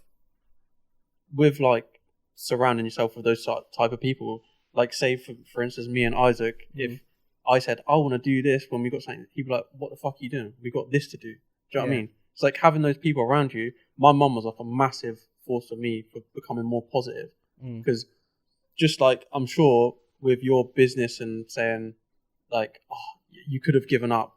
I'm sure maybe your wife or someone was like, don't give up, don't give up. My mum was just constantly, if I ever had a negative thought of, but no, you can do it. You can do whatever the fuck you want to do. You just got to keep going and never give up. The only time you ever lose is when you give up. Yeah. I think people, they get stumped on the start because they don't want to fail, when actually the failure is never starting in the beginning. Yeah. I totally agree. You don't fail until you give up. 100%. You don't fail until you give up. How do you know something's not going to work if you have never fucking tried it? Yeah. I didn't know that online business was going to fail. But guess what? I tried it. Guess what? I still made fucking all my money back by selling it in person. So it wasn't really a loss. You learned something. I learned something. I know never to do that again. Yeah, unless you got a fucking massive budget to compete with these people and you can buy economies to scale like they can, you can't compete. There's some things that you just can't do because you don't have the money or you don't have the resources. These people have been in the game for long enough to know what's what. I can't outprice you if you've been in the game 10 years and you got a fucking £1 million marketing budget and I got fucking £10 Google advert spend. But the thing do you get what I mean? You don't realise that now, what that's done for you in the future. Say 10, 20 years in the future, you might come into a contact with a business where you can use that to your advantage. Yeah. So it's not even the fact that you failed at that business. That was just a part of your... Nothing's a failure if you choose to learn from it. This is what I keep saying to everyone. Mate, don't do business, and don't invest in something if you're not willing to lose it. Don't do it. Because then all you're going to be is just bitter and bitter and bitter about it. I could have been upset and crying what I lost. Yeah? In the businesses, in the shops and whatever. I could cry, but crying's not going to give that money back to me. Yeah? What I learned from it is going to make me a better person. What I learned from it, how to fucking leverage myself from it, how to network, how to fucking get links for XYZ, is worth that money. So now I've paid for a fucking a business degree for 350 grand. Yeah, and I got a fucking hat on my head that says I'm a CEO of my business. Yeah, it's an expensive one, but I've learned. I could have printed one off from India for £5, but you know what I mean. But it's true. You can't call it a loss until you've given up and you say, until you say, yeah, fuck it, I've lost. I didn't lose in my businesses. Their time was just up. One was saturated. 10 years was our agreement. Done. We came out of it. Touch wood. On a positive. My business in Woking, that got demolished. My online business, I gave up after I sold all the stock myself because I couldn't sell anything online. Do you know what I mean? Like you can't give up in anything you do, bro. Don't start. If you're gonna have that mindset of giving up, don't start. Business is too difficult for you to fucking start. You need to take ownership. You need to be passionate. You need to work hard. That is it. That's you got to be good at what you do as well. You know, don't be fucking trying to become a musician if you can't sing or make music or do anything. You have to play the part. Like for me, I'm good at what I do because I'm an all-rounder at anything and everything. You know, with IT, why have I stuck to IT? Because that's what I'm good at. I'm not gonna go into fucking bricklaying. I can't brick. Do you get what I mean? Yeah. I'm not a fucking bricklayer or a plasterer or a plumber. I can't do that. But if it comes to IT and it falls in line with what I've done, I'll go with that. Maybe I would want to do my own business doing data center technician, you know, subcontracting or something like that, or taking on contracts to do data center builds. But you have to go along those lines of where you want to be, what you want to be. It has to be on course with what you've done before and what you're passionate about. Like I said, passion. Passion is a fucking big one because there's going to be times where you don't make money. There's going to be times where it's upsetting and it's difficult. And how are you going to keep going if you just don't care about it? You're losing money. If you only care about the money, there's like an example from a book I read where he says, you know, when I was younger, someone could have said to me, "Oh, let's do this business cleaning bins. We're going to make loads of money." And he's like, at first I thought, yeah, that sounds good. Everyone's got a bin and, you know, they get dirty. So it sounds like, you know, there's a fucking market for it. But then he thought, do I want to be fucking cleaning bins, bro? Like, even if there is money there, like, I don't want to be cleaning bins every day. It's like, I've got to do that every day. And I've thought of we've had conversations, but I've thought of loads of businesses and I thought that would make money, but I can't see myself doing that. I physically cannot see myself doing that for 5, 6, 7, 10 plus years. And if you can't, then there's kind of not any point in doing it. And at the end of the day, I think there's kind of a misconception about what a business is like. You can be, so say you've got your skill set. Your skill set is actually transferable to other businesses. Like you may not necessarily be passionate about that business as an entity, but it's like the business acts as like a vehicle for you to apply yourself to, and it's an entity which earns money because it's you know, whether it's to business to consumer like a restaurant, and then you know that your skill set applies to that business in a way that you would enjoy operating it. But you could do the same thing in a business like what you just mentioned if you can see yourself doing it. So it's like it doesn't really matter what the business is, as long as you can see that your role in it is something that you would see yourself doing. Yeah, 100%. You have to, like I said, you have to enjoy what you're doing. Like everything that I'm doing now, I've dropped everything I didn't like doing to things I do like doing. So IT, my restaurant stuff, the music stuff that I do, and helping other people build their businesses, you know, with events and stuff like that. Things that I can enjoy doing. Things I don't feel like if I'm there, it's a chore to me. Do you get what I mean? So if I'm in a music studio or I'm uploading music or we're doing a music, video shoot, it's enjoyable for me. It's things. Imagine I was growing up thinking, I'd love to be in that place. Guess what? I'm in that place. Do you get what I mean? I'd love to own a restaurant. Guess what? I'm owning a restaurant. I'd love to do IT, travel around the world and do this and that. Guess what? I've been there. Do you get what I mean? Where else do I see myself? That's where I'm pushing myself to be. What else do I want to do? That's my next step. Do I want a boat? Do I want a fucking fast car? Do I want another house? Do I want this? They're the things that I'm trying to push forward. But in the present time, you need to see where is the business going?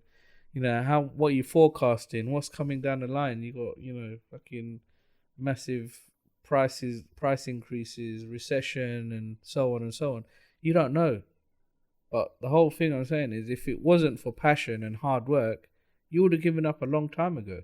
When the pandemic happened, mate, I went fucking job centre. because I was technically self-employed. My business is closed. Yeah, give me some money. Yeah, give me some money. Yeah, fucking right. And guess what? So I'll tell you what I did. I got what do they call it? Emergency loan. Oh, yeah. So I got emergency loan for like £800, and I gave £600 to my employees.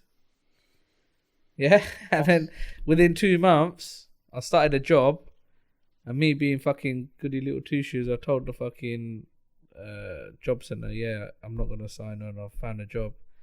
They took all the fucking money back in one go, didn't they? From my first paycheck. Yeah. But I don't give a shit anyway. Like, I'm not going to sit there. The more you start relying on these fucking safety nets, the more lazy you become. I've never sat at job centre when I was looking for a job.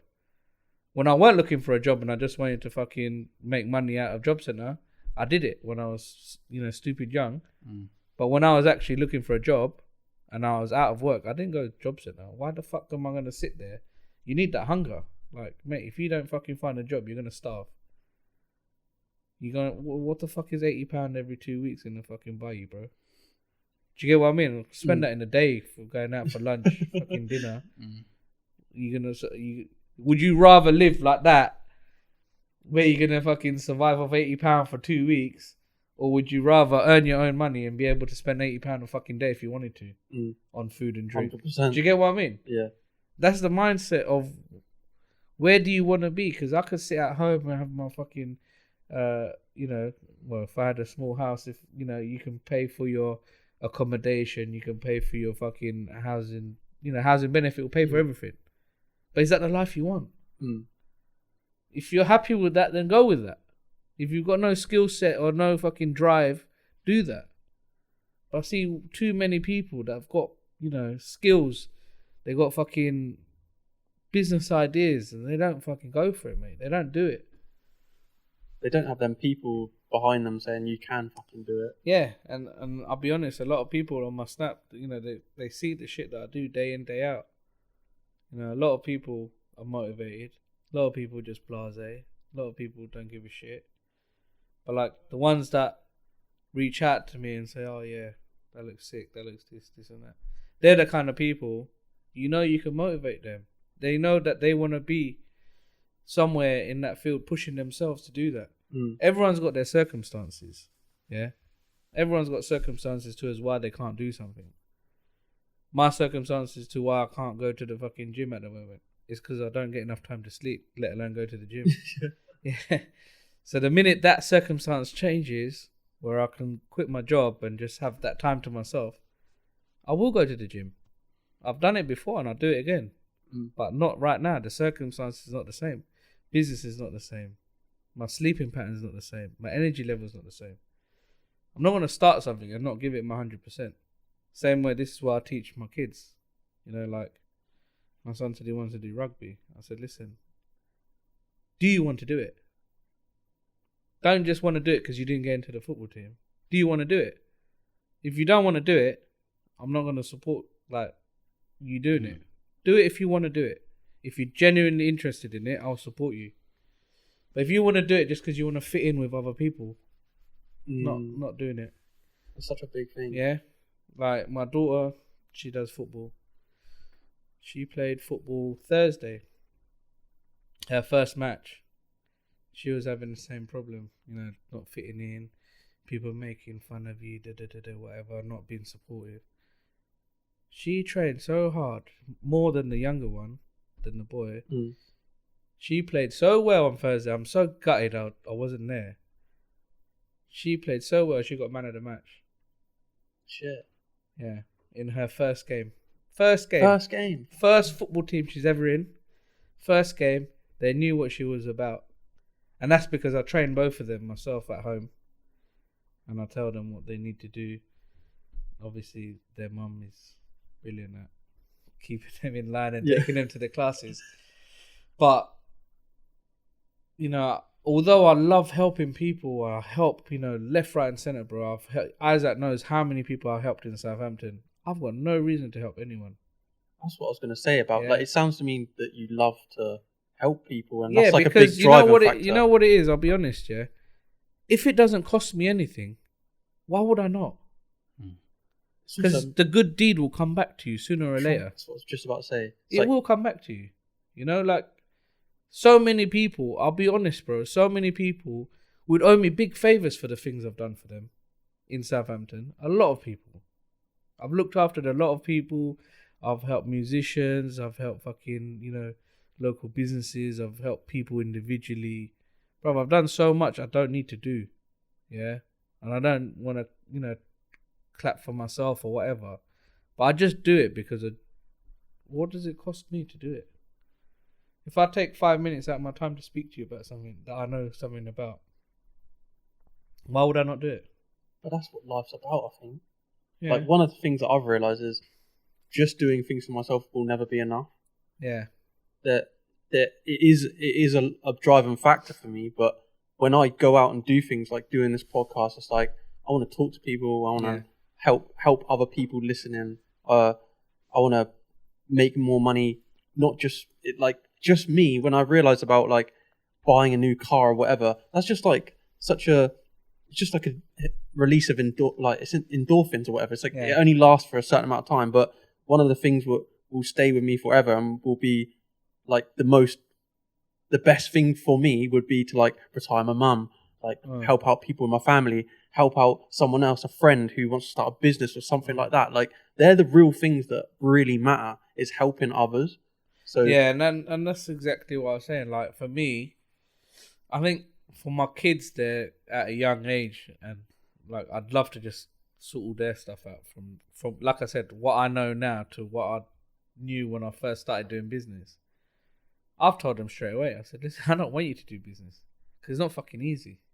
I don't want you growing up with your kids like what I'm doing to you guys when I'm not at home, or coming at fucking 4 o'clock in the morning, can't take you to fucking school, or I can't make it to your fucking football match. Or, do you get what I mean? Like, I don't want that. I'd rather you go to university, get a good degree, get a fucking sick job where you really, honestly, unless they got a super hidden fucking talent where they're gonna make shitloads of money, I 100% support them, and I want to be co-CEO of their business. Yeah, but bruv, I'm telling you, man, it's so much hard work, and everyone, it's just people don't realize how much hard work it is, bro. Yeah. Do you think it's mostly because of this country? No, just in general, bro. You think it's any easier in America? No way. I think definitely in this country there's a lot of it's a shit landscape for inexperienced business people. Listen, in this country, people early on. In this country, anything, to be fair, you don't start on this slope. You start on this slope. You're always fucking going against it in anything you do. So if you're not built with fucking shoes with fucking molds in it, don't fucking start, bro. Yeah? If you've got a bit of experience, it helps. But that's the thing. You can keep coming up that slope, falling down, and going, right, okay, I need this bit of momentum. I need this extra bit of this upgrade. Like, when you're kind of saying, I like to think about things in analogies sometimes. It just makes it stick in my head. When you're saying that you think that you're much more together with things at your age than you were at 25, like, that road that you're on is always bumpy.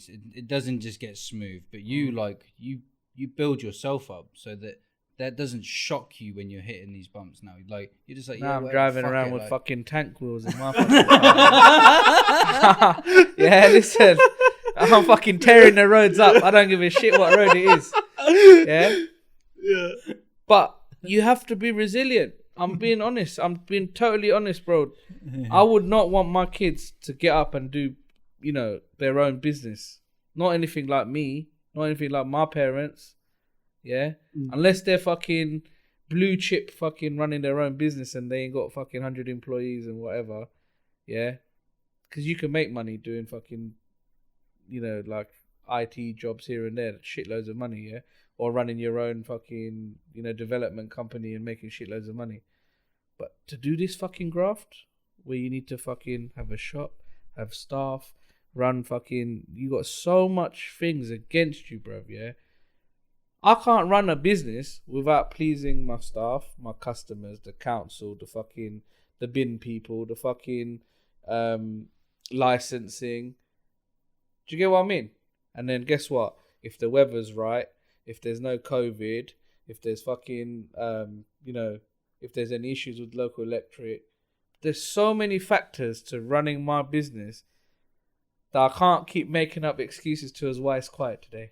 Oh, it's quiet because it's fucking lightning today. Did you hear that? Yeah, no one's in the street. Oh yeah, it's fucking quiet today because they're doing a fucking march up the road. Oh yeah, the whole December we're fully booked out, but no one's turning up because it's Omicron variant. Do you get what I mean? Like, it's so difficult. It's the most difficult thing I've done. And why did I do it again? Because I'm fucking so passionate about it. If I was smart, I would have said, fuck that shit. I don't want to do that again. Because there's so many different variances to us. Yeah, so many variables to us. Is the business going to work or not? You can't just have good food anymore. Nah, you can't. You can't just have good food. Needs to just be a given. Yeah. It's like the good food and the service has to be a given. Yeah. And when people say, when people say, oh yeah, restaurants are fucking pissy, mate. When there was fucking 30, 40 years ago, and you was the only restaurant in the village. Like when my parents and that were doing it, it was easy for them. It was a gold mine, bro. Mm. Now you're coming into it. You got Deliveroo, Uber Eats, Just Eat. They're killing the fucking restaurants. Yeah. They're taking fucking 33, 35% off your money. Just because everyone else is fucking using it. Even in the pandemic, I turned it all off. We just turned it back on. Yeah. But do you get what I mean? Like, business is just hard. I'm not going to gloat about it and tell people it's easy. Yeah, I'll fucking make a killing. You can make a killing in any business. But your mindset's got to be there. You got to be fucking, resilient, man. Yeah. I wouldn't wish my kids to, like my son always says, oh yeah, Dad, I want to go to the restaurant. I want to work. I'm not having you in the restaurant, mate. It's not easy work. It's not easy work, my friend. Even the shops were easier. Do you not want to show him that though? Mate, he sees fucking how hard it is because I can't fucking wake up when he wants me to. Tell me that's fair or not. Yeah, when my kids need me and I'm fucking in bed because I'm fucking shattered, I can't do any more. You tell me how many people you know that would do a full day shift, drive to the location and back, drive 2 hours to Southampton and 2 hours back home, all in the same 24 hours. There's not many. People say to me, you're mad for doing it, but it is what it is. I do what I have to do. My bills don't stop. My kids don't stop. Classes don't stop. Job doesn't stop. No one, loves you more and sends you more letters than the people you owe money to when you don't fucking pay it. Yeah. Yeah. So if you think you're lonely, wait till you get all the letters coming at the end of the month, bro. Yeah. Yeah. Trust me, it's not easy, but I'd like to motivate the people that want to do it, that got a skill set and they're passionate about something. But if you ain't got it, bro, don't start. Get a good job. Even a lot of drug dealers out here, bro, if you're not making more than, a certain amount, you're better off getting a job because you're taking all that risk and risking your freedom for something that if you actually started working from a young age, you can work your way up. I think you're all better off getting a job if you're a drug dealer. No, definitely. But I'm just saying, saying there's a lot of people out there. Yeah. Don't forget, they still consider themselves as CEOs as well. Oh, yeah, 100%. Yeah. That being a drug dealer is basically running a business. Yeah, but, it applies to everyone. But that's what I'm saying. Like, there's loads of things involved in everything that you do. So if you want to be self-employed, you have to work hard. Yeah, it's not a fucking, a job at McDonald's where you're going to get paid. When you take that risk that you're either going to make money or you're not going to make money. If it's a job, you're guaranteed to get paid for your time. If it's your own business, you're not guaranteed shit. And it's not all going to fall on your lap as well. Yeah. You've got to fucking go out and get it. Exactly. So that's the difference. If you're willing to take that risk and you think that you've got it, then do it. If you're not, then get a job. You need to have like these fucking trees, what do they call it? Those trees. If you say yes, go this way. Flow chart, the flow chart diagram things. I think people need to do more of that. You know, how much do I want to earn? £1,000, okay, get a job. How much do you get what I mean? Like, Yeah. Do you write down things that you want? I don't. A lot Mental. of it's in my head. I speak to a lot of friends that read a lot of books, and I read about this. I said, "Oh, let me give you a real life situation of," and they're like, "Oh, you've actually physically experienced that same thing that I was reading about." I said, "Yeah, like, and that's what experience is over time and time. You know, like I said, I've helped a lot of my friends that are in business, and the biggest thing is just keeping people motivated, man, because it's too easy to give up in anything you do. Any bumpy road, anyone wants to give up, whether it's your job. Like, how many times did I want to give up working because I fucking wake up after 2 hours sleep and wake up and like, I think, do I want to go to work? But guess what? I'm thinking with emotion now, because it's not my job's fault that I fucking came home late. It's not. I already knew I had to be at work. So why should I take it out on my job that I left late and I didn't get enough sleep? Do you get what I mean? 100%. It's all on. It's still on me. It's not the job's fault. It's not the business's fault. It's not the job's fault. It's me, how I played it. Right? Yeah. So I can be emotional and say, oh, fucking, I stayed at the business too late that night and I couldn't get home. And, bro, you're going to sit there making excuses all day. There's no point. Like, you have to be responsible. Where do you find yourself going? Like, where do you see yourself going in the future? What, all these businesses that you're doing, like, what's the goal? What's the end goal? End goal, I would say, you can't say rich. I'd say financially free. I don't want to say rich because then money's never enough in whatever you do. I think just being happy and being financially free is my biggest goals. 100%. Yeah, I don't want to put a figure to it. Yeah, but I think to retire, I keep telling my boss I'm going to retire within 2 years. He doesn't believe me, but I will. Yeah, so I want to retire from work. Yeah, and running your businesses is not work; it's running your business. Yeah, so I want to do that. Probably expand my business, put more effort into the other bits and pieces I do, like music management, to get more songs out. We've got, the artists, getting them verified on Instagram and doing more collabs. But like I said, just things that I enjoy doing, things I've always wanted to do. That's what I'm going to aim to do. So by the time I hit 40, I want to stop the work side of things and just do, I just want to be able to wake up when I want to wake up. Be a dad. Yeah, be a dad. Wake up when I want to wake up. Be at all the matches when they're playing.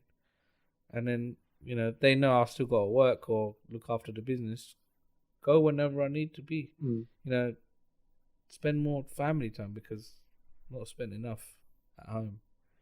But they understand, not that they're happy, but they understand the money needs to come from somewhere.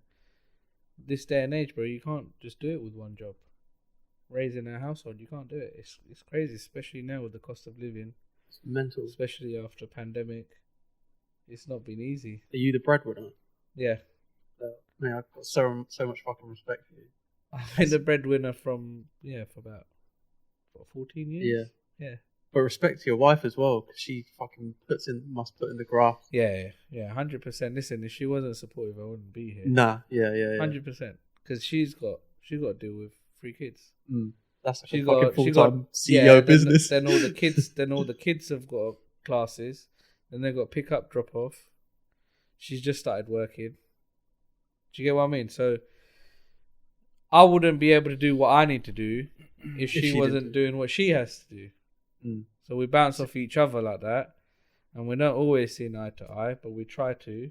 But I know what she needs to do, and she knows what I need to do, and that's the bottom line. She can't expect me to be successful and be sat at home all day. That's not how it works. If I sit there, all I'm gonna do is think about what I should be doing, how much fucking I need to pay for, and I'm not gonna do the jobs at home. But if I'm out doing the bits I need to do, get it done, and come home, Now I've brushed that to the side. I can come home. I've got nothing on my head. Okay, what do you need help with? I love that dynamic. Yeah. Like, that dynamic just makes sense to me. Do you know what I mean? Like, Straight. how do you feel as a man Yeah. for that? What, helping? Just like that dynamic of your wife does the sort of the home life stuff, and then you, the breadwinner, goes out every day, makes some money, whatever. Like, how does that make you feel as a man? Because I think there's so much things nowadays where it's like everyone's trying to get away from that. Everyone's equal, and like all this sort of thing. I'm interested to know from someone who's in that position of how that makes maybe your wife feel, and how that makes you feel as a man. Like, does that give you real like a sense of just meaning and like purpose? I just think for me it's just normal to be that, breadwinner and providing for my family. I think a guy shouldn't be just sat at home doing nothing. Do you know what I mean? Like, you need to provide. Kids, naturally, they need their mum more than they need their dad. It's just historic, and it just comes. Everyone's always known that, but not here to say what's right or wrong. But I feel like it's my job to provide for the family. 100%. And she's gonna help mature, nurture them. That is actually, I think, what you said there, even though that's like very normal for you, I think that's quite a unique perspective in 2022. Yeah. And I don't think a lot of people our age think about it in that way. But that's the thing, isn't it? The landscape's changed.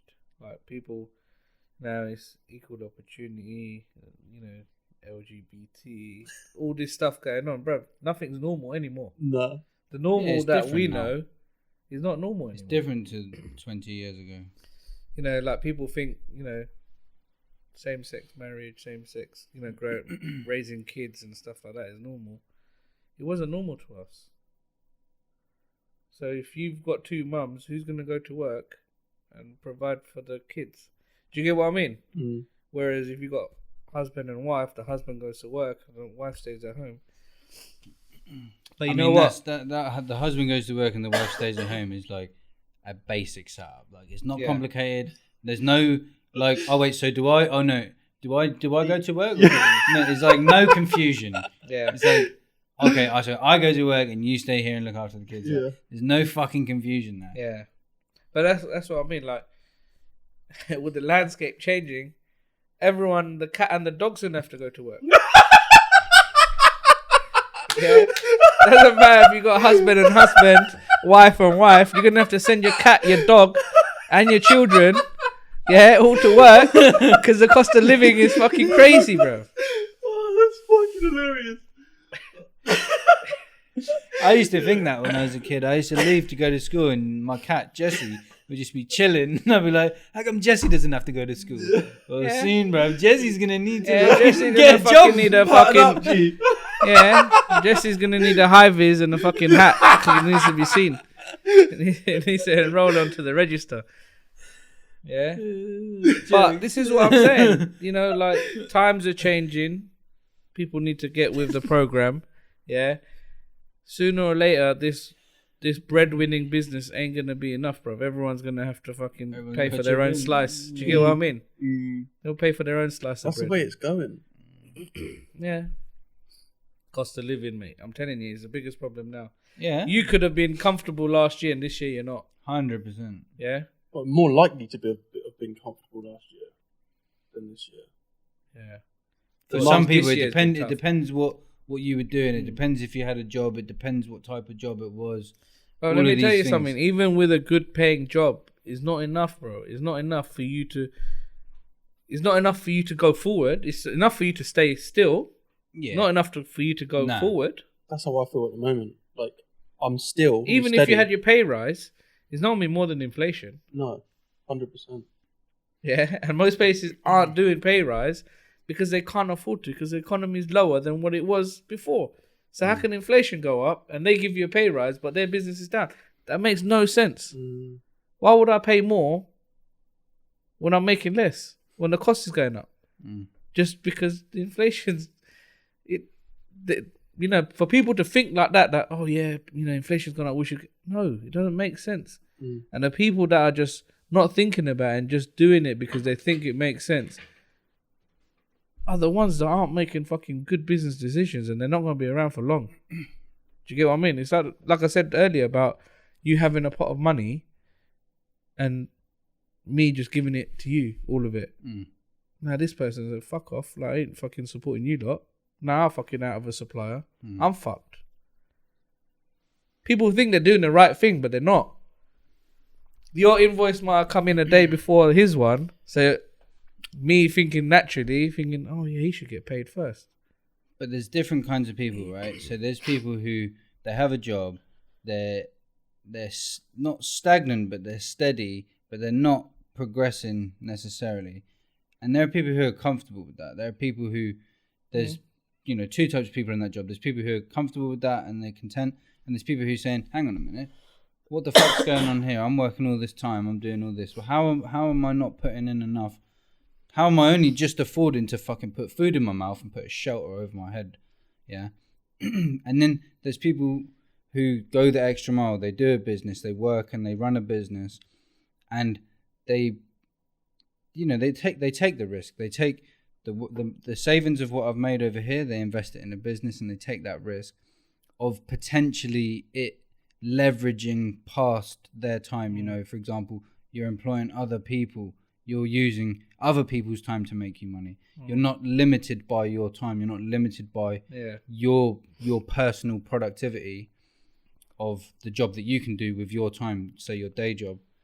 You're taking a risk to move further than that. And I think, like, say, this guy Martin Lewis that talks about money saving expert. He's like, I can't give you anything else.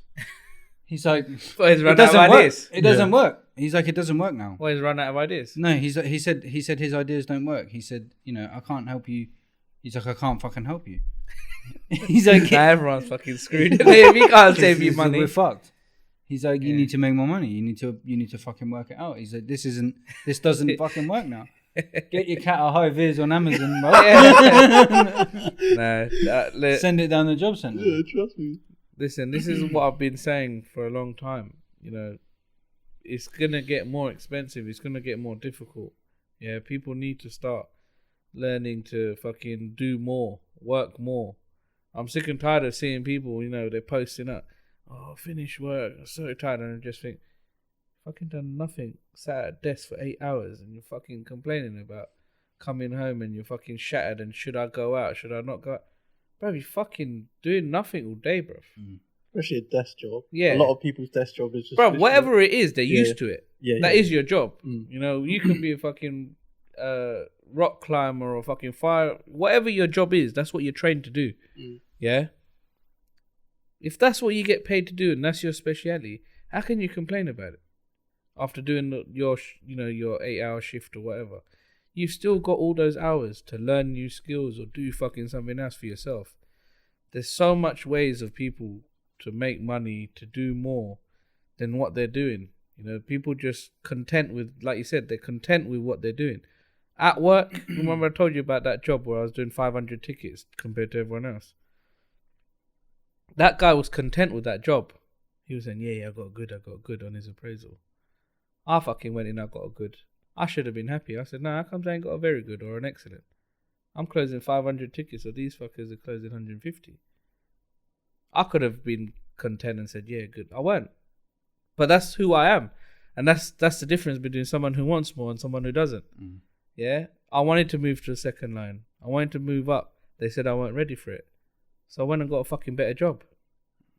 Because they said to me I wasn't good enough for it. Even they tried to palm it back off to me. That's the thing. Those people who are in that position above, who told the other guy, yeah, very good, mate, blah, blah, they don't want people to come up and say, hang on, why did you not tell me very good? Why are you not paying me more money? Why are you not... Yeah, they don't want that. They don't want that. Less conflict is better for them. The difference between going and getting a job for most people and running a business is in a business, you tell them how much they're paying you. Whereas most people, they go to a job interview and that person tells you how much you're getting paid. Yeah. It's like, bruv, how are you going to make money if every time I go and do a project for someone, I make you a website and I say, how much do you want to pay me? Yeah, and I say, yeah, 10 quid, okay, 10 quid. I'll give you a tenner, and I say, okay, cool, thank you very much. That sounds great. Yeah. How the fuck does that work? How am I meant to make? How am I supposed to make the numbers make sense if the other person decides? You need to be, and that's a skill for higher paid jobs where you negotiate and you actually provide proper value to the company, and you like what you're talking about, like you have a job that's designed for you. You come in specifically to do this role that you're a specialist in, and that's the difference. Where I think people, they go get a job, they go get a care job, it's minimum wage. And it's like, people just do it for the money, innit? Like that's what I mean. You need to be passionate about what you want to do, and the right job for you. You know, most people just do it because they need money, not because they need a career. They don't want a career. Like, I'm teaching my kids from early, what kind of career do you want to be in? You know, I want to be a pilot, or I want to do this. Or what are you doing to get to there? Same thing at work. You know, they want to know, how I'm progressing at work. But for me, it's different because at work, I leave my work at work, and when I'm out of work, I'm my own CEO, doing my own thing. Because that for me is more important. That's my livelihood. This is my career. I'd love to, keep it going. But if I can make 4 times what I make here, why would I still stay here? I just do this because I fucking love it, and I don't know what I'd do. Once this is back to normal after the pandemic, I want to go back to just this. I want to give that up. That's something like what I realised from quite an early age. Of I didn't want to do like the normal day job. I wanted to work for myself. I wanted this, but I understood that I had to do a job to get money coming in to live.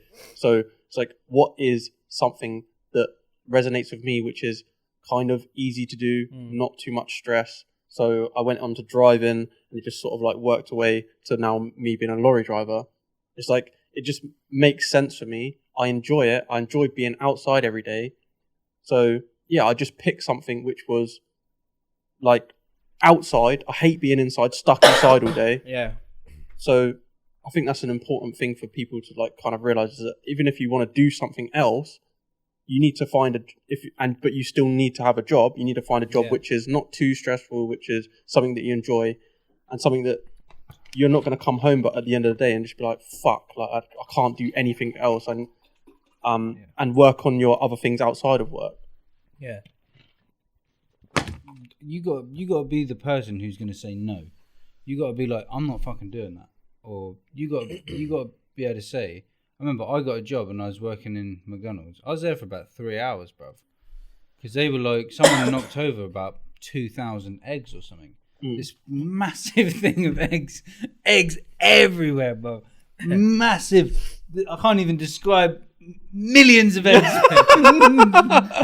Right? And he's like, yeah, I was on the drive-through and I only had one pair of smart shoes, but they were like Armani slip-ons. So eggs all over. so he goes, right, you're done on the drive-through. So and so, you go on the drive-through. You start mopping. I was like, I ain't doing that. He's like, what do you mean you're not? He's like, yes, you are. I was like, no, I'm fucking not, mate. Dipped. And I was like, I'll see you later. And I got paid £12 for my shift.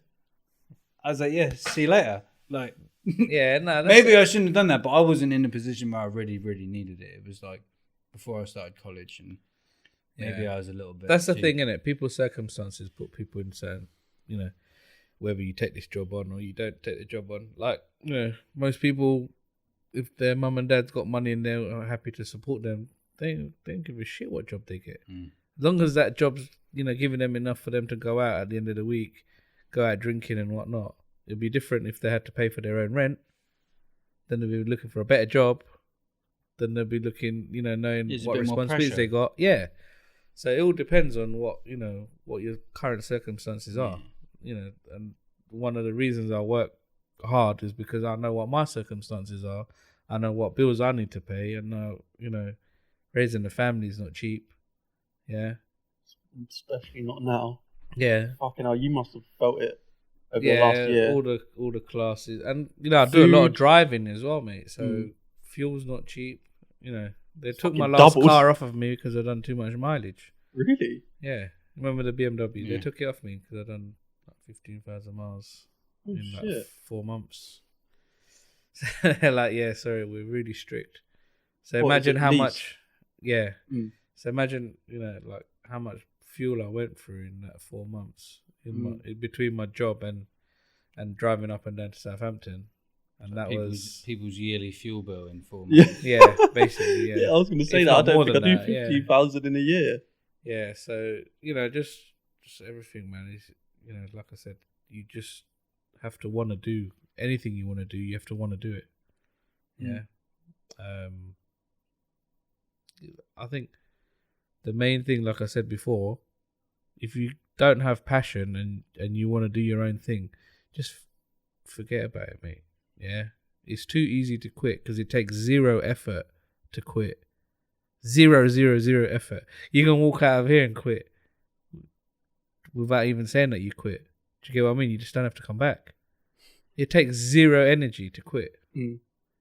Yeah, quitting's not an option when you got bills to pay, when you got things to do, you got family to bring up. I'd love to just quit. Sometimes I feel like when shit gets heavy, I just feel like, you know what? It's more easier for me just to stop everything, sell up everything I got, and just go job centre, bro. Get a fucking 2-bedroom flat, yeah, and go and sign on. But is that what you want to do? Is that how you want to bring up your family? But that's an option. That is an option. Sell up everything, yeah, and just move to a 2-bed flat and just have the fucking easy life, bro. Yeah, fucking claim fucking whatever you want to claim and just sit at home, watch TV, fucking wait for your £80 every 2 weeks, yeah, fucking but buy is that all the your... easy life, though? It is for some people. Yeah, but in the long run. But guess what? It's not getting any fucking easier paying for everything yourself, is it? Yeah, but you're going up this slope where the fucking prices of everything's going up. Your job's fucking still like this. So what's easy? Is it not easy that your rent's just getting paid while you have to work harder while your bills are going up? Yeah. That you got to think about it, innit? Like it's the options there, but is that how you want to live? Is that how you want to bring up your kids? Because then your kids will think that's normal. Fuck yeah, I'm gonna go on benefits. Do you get that's a generational thing where a lot of people do that. Grow up as soon as they're 16, kick their kids out. Their kids get a house, and then they live that fucking cycle over and over again. But it just depends on you, what you want to do, how much you can take. That Rocky thing they say. This is how winning is done. Because if you get hit, it's not about how many times you get hit. It's about how many times you get up. It's that, bro. I'm telling you, it's fucking real. I've been hit so many times. Yeah, you have to keep going. You can't just give up. If you've chosen to do it, you have to carry it all the way through. Yeah, till you get a nice closure on it. Whether after 10 years you made X amount of money and you sold up, or after 10 years you made X amount of money and closed your business down. When your lease ends or whatever, you got to give yourself targets to what you want to do in it. Do you keep on doing it till the end of time? Do you do it and hand it down to someone else? Do you do it till your lease ends? These are the things you got to think about, innit? Do you sell it on to someone else so whatever you made in that 10 years was your running cost and paid back your startup cost, and then when you sell it is your big payback for goodwill and whatever. You got to know what your plan is.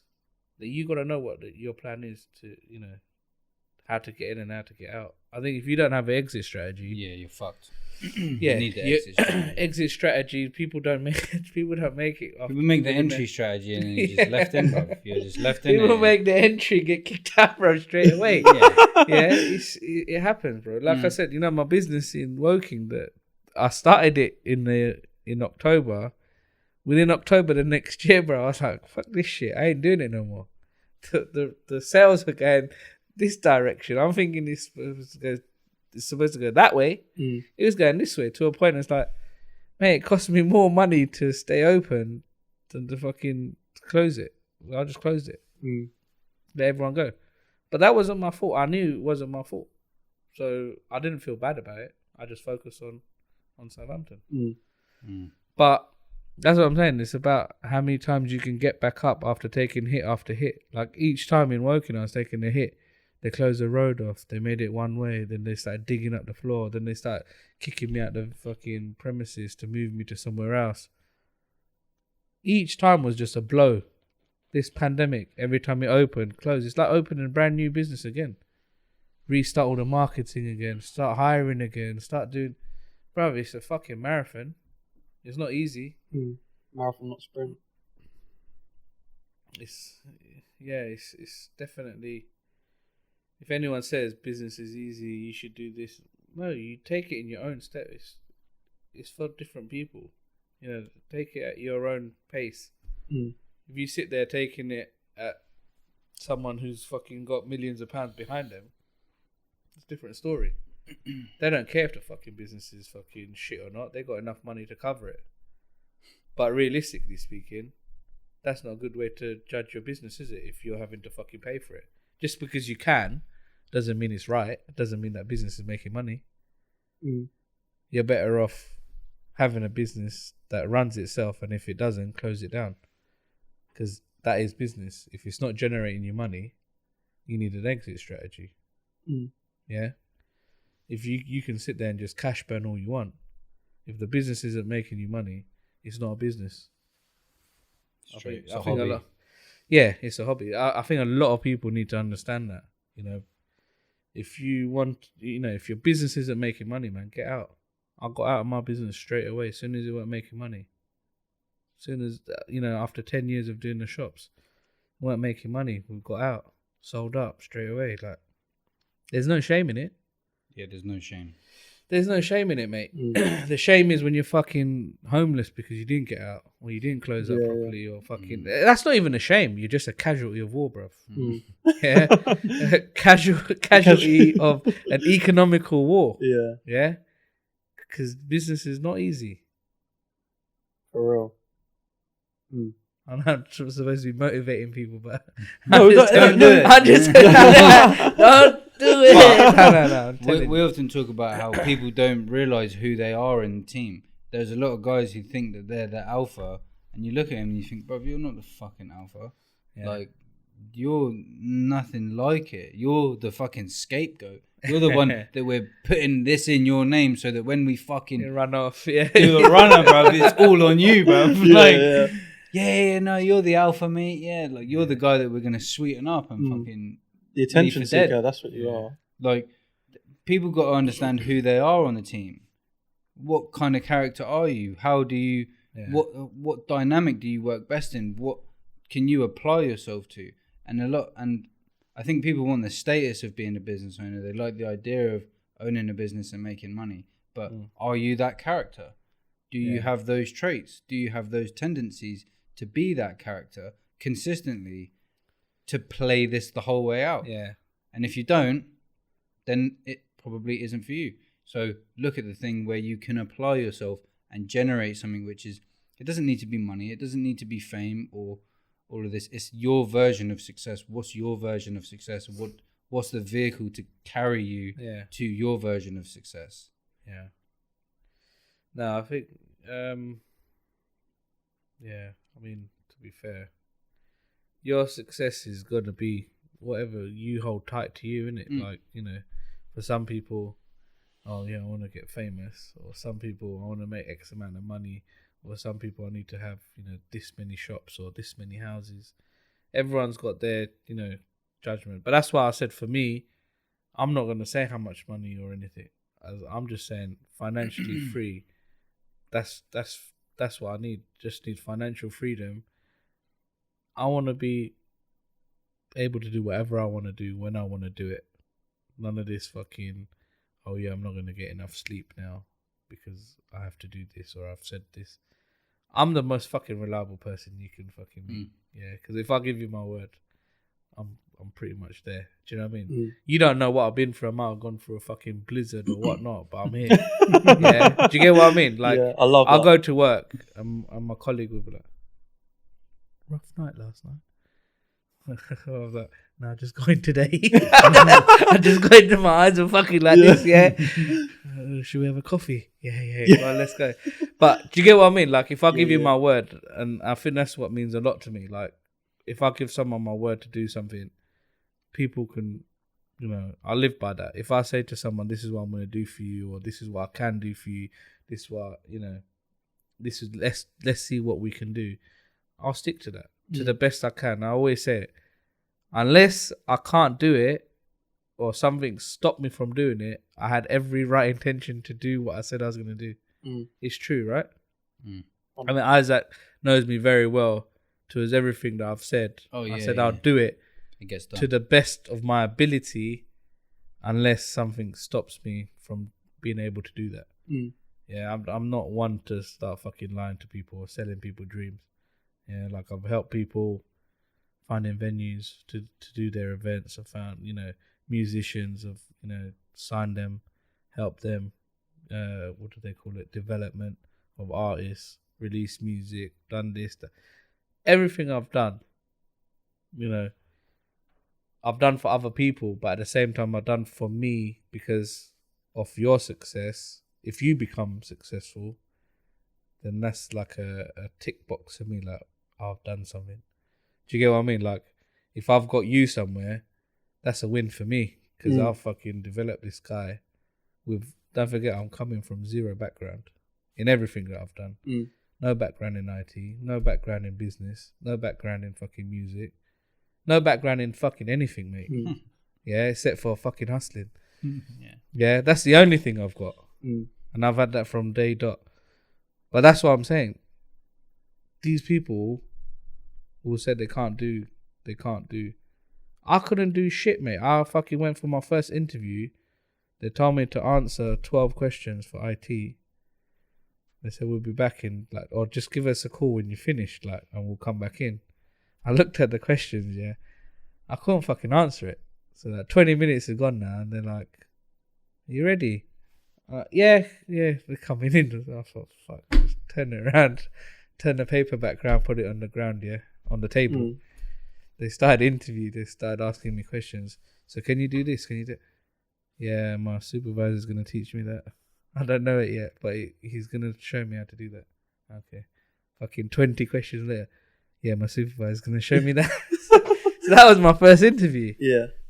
They said, yeah, we'll be in touch. They must have fucking turned the paper and seen it just blank, yeah. And then, well, fuck this guy. Yeah. Not giving him a job. But, that same week I had another interview. It was a telephone interview. Whatever questions they asked, I Googled it, answered it, gave him some stuff about what I have done. So I didn't lie. What I have done about customer service. I said, well, like that, because, service just is customer service. I said, cool. They're like, yeah, you got the job, start on Monday.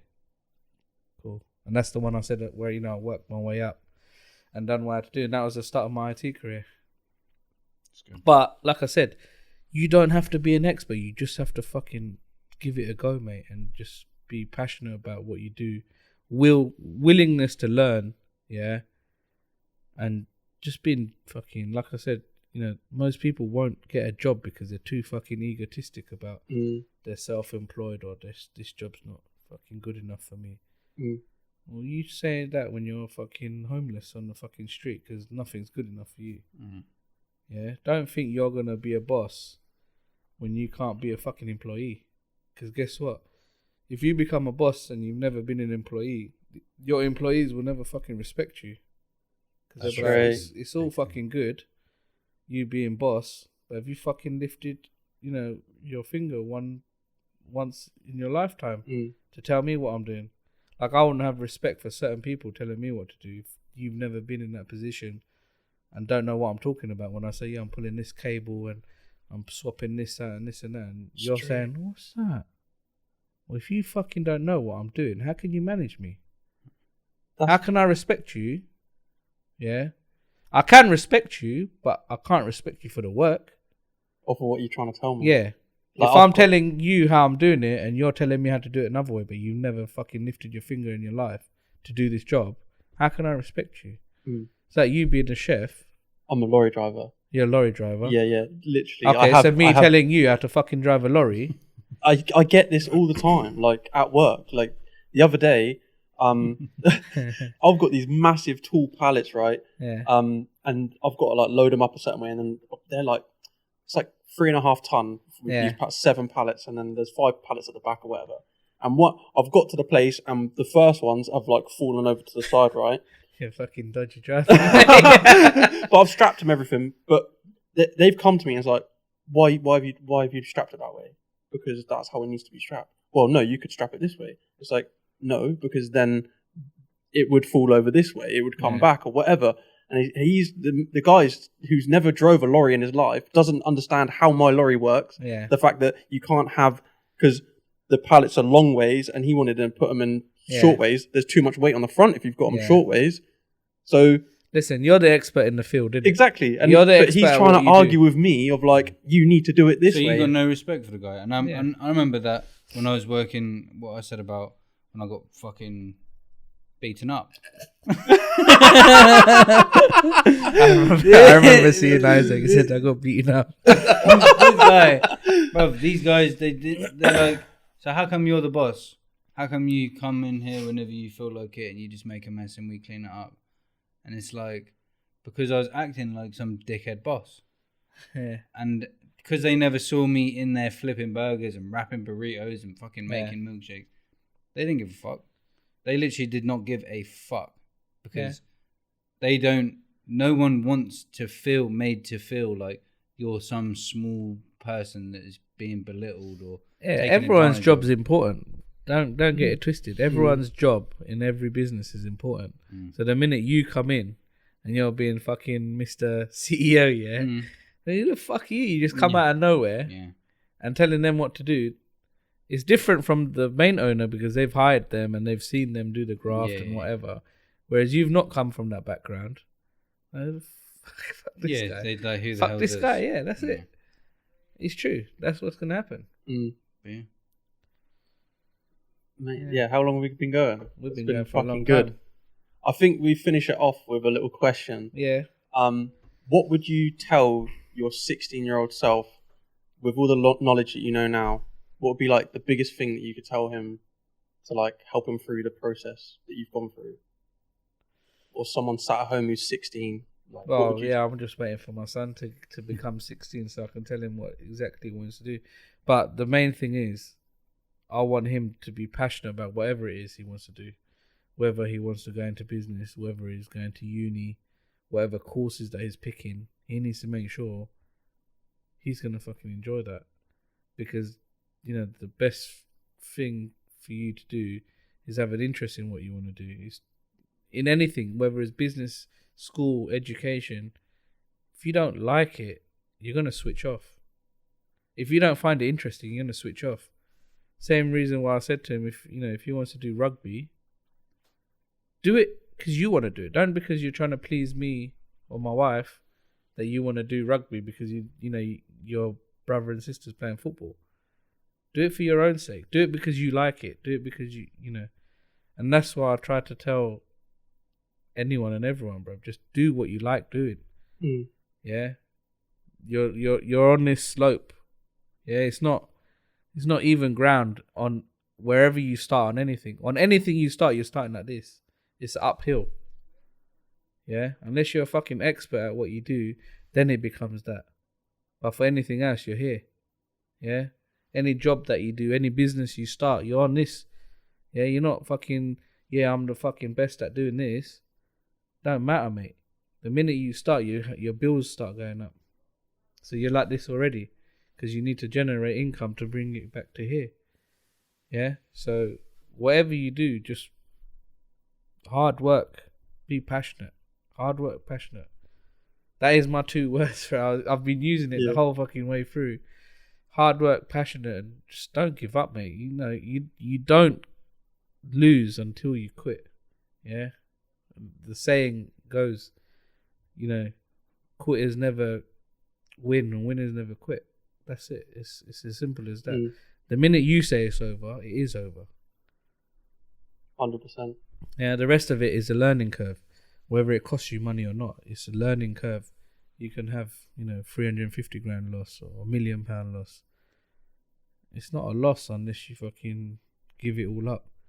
If you can leverage it or learn from it or do whatever else, and you lose £1 million here, but what you learn from here makes you fucking £1 million a year turnover on your new venture. It's cost you £1 million, but you made £1 million. Yeah, you've transferred that. It's cost you £1 million to make you make 2 million over here. It's not a loss. What I lost here, I got back more than half just by opening. Do you get it? Like they wouldn't give me this shop if they didn't see this one. So because they saw this one, they gave me this shop. Then I was able to raise money to do this one. You have to leverage. Like in anything you do, you have to leverage. It's not all about just what you can see. It's about what you can use. What contacts you have, how to make something. What you don't have, what you can have, because so and so. Do you get what I mean? Like the same things we've done, for events and stuff like that. Because I've had my restaurant, I've been able to network up at places. I've known there's a venue here, and I've been able to get my friend a venue there to do events. You were there. Yeah, it's got these knock-on effects, hasn't it? Everything's got its benefits, and that for me is my hub. From there, I've got access to a lot of things. But yeah, hard work and passion, man. That's the only thing. And just don't do anything because you feel like it's the right thing. Do it because you want to do it. Anything you do. Thank you so much, brother. It's really been a pleasure. It's all right. No worries. Thank you. Very good, bro. That was sick. Thank you very much. Where can people find you? We'll put all the links in the description. Instagram. I think Instagram's the best place to find me. Yeah. Cool. Instagram will be We'll good. have that all in the bio anyway. Yeah. But thank you everyone for listening to Open-Minded Podcast. Hope you enjoyed. See you next time. Thanks.